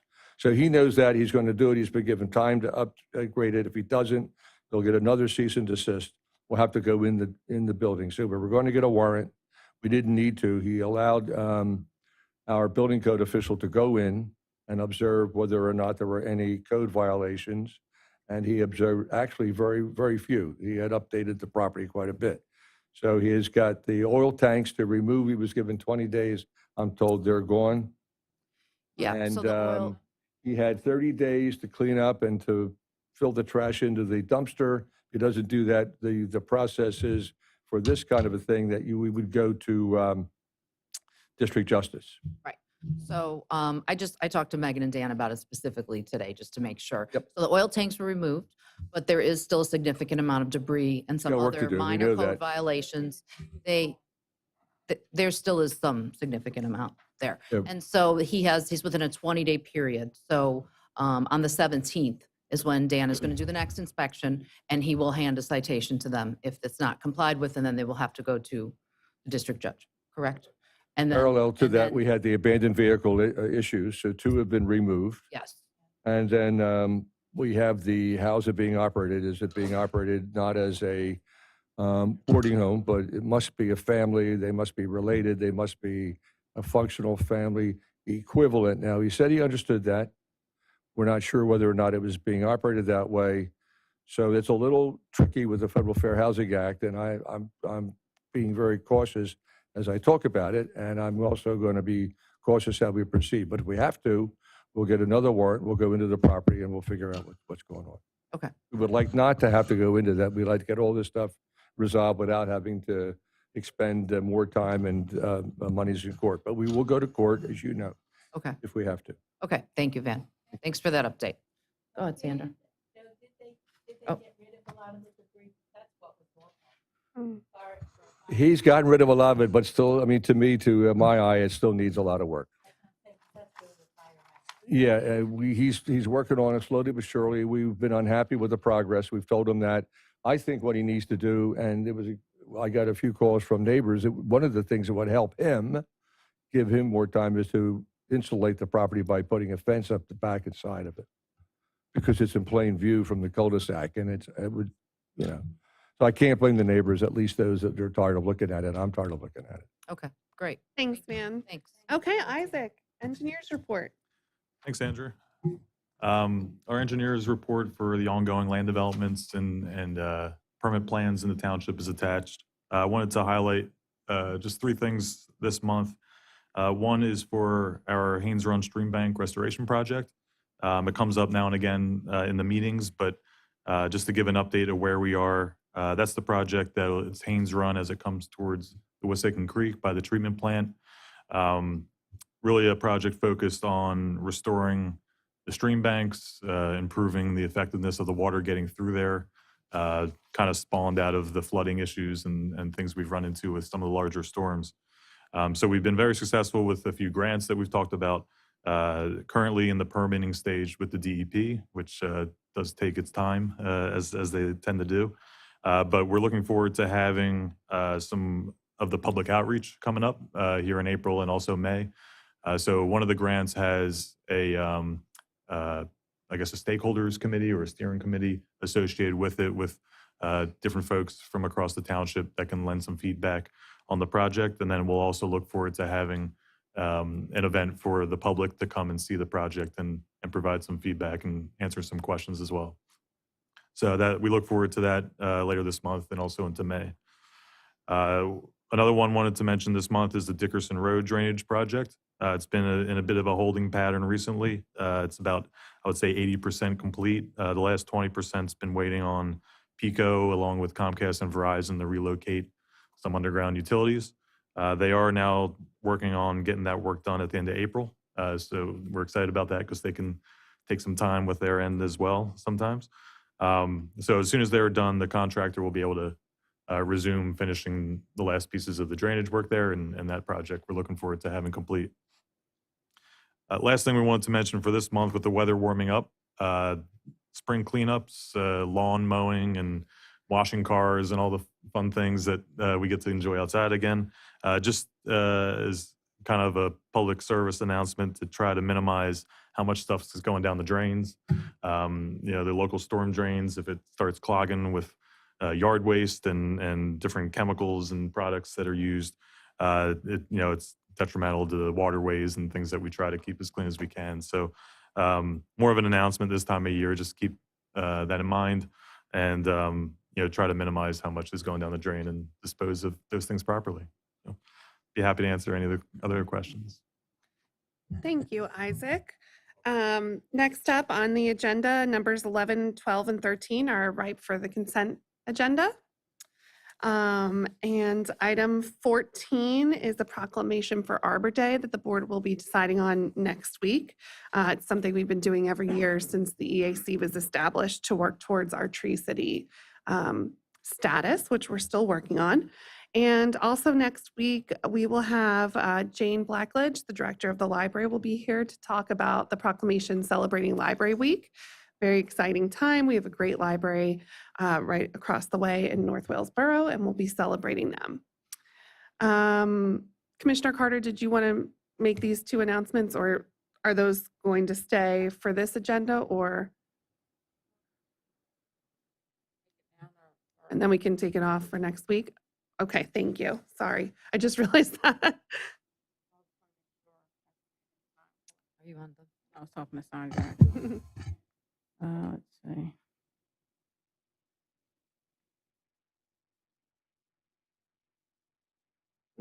Yeah.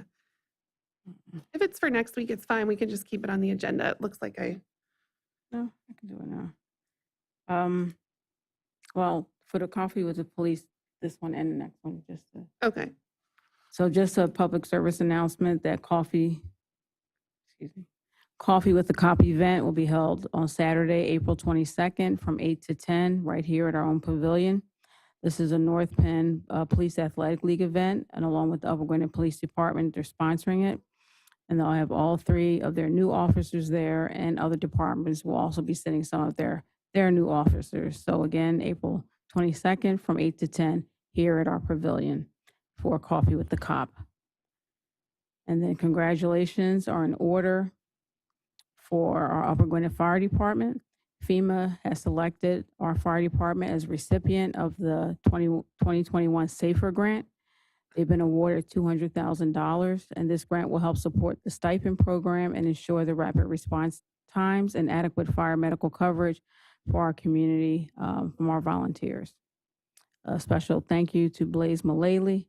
Blaze had a tremendous hand in critical part in writing the grant and getting the grant.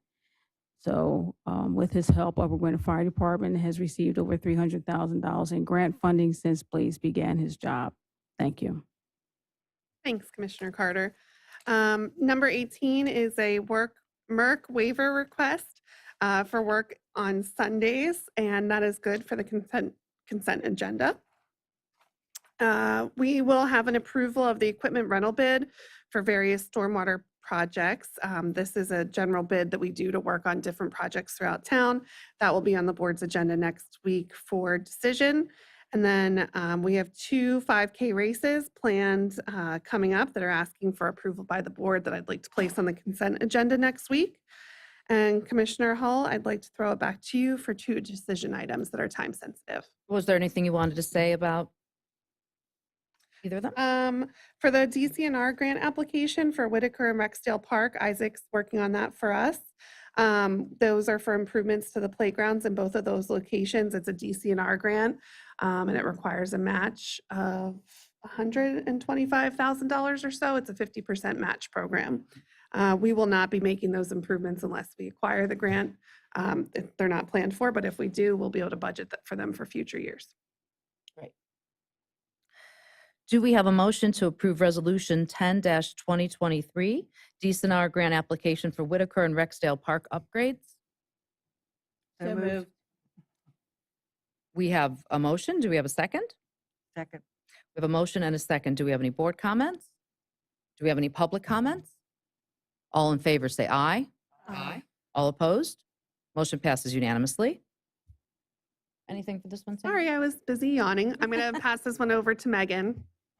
So this one is for our streetlight procurement program. Previously, the board back in July did authorize us to execute all of the necessary agreements. However, since then, Keystone Lighting Services, they have opted to go with another vendor to do the street lighting, another manufacturer partner. They're actually the ones that do the Cobra heads. It was previously Philips, now the new name is Signify. So we're just asking the board to ratify us signing that agreement with the new vendor. And I would just like to note that they did start today here in Parkside Place, so the project is now underway, which is exciting. That is And of note, the reason for the change is delays and, I can't think of the word. Supply chain delays. My brain definitely stops working at about 10 p.m. All right, well, we're almost done. Okay, thank you. Do we have a motion to ratify the Township Streetlight Procurement Program Agreement with Signify? We have a motion. Do we have a second? We have a motion and a second. Do we have any board comments? Do we have any public comments? All in favor, say aye. Aye. All opposed? Motion passes unanimously. Next up, in Commissioner Similaro's section, we will have an approval of the pretreatment fees for next week's meeting. These are the pretreatment fees for industrial users, and we'll have a memo for you. We just needed to get a little more data together, and we weren't ready for this meeting. If we don't have that data, we'll take it off the agenda. There's also item 25. I'm going to toss to Megan. Thank you, Megan. So this is related to a land development project that is in Worcester Township. The board previously approved their Act 537 plan.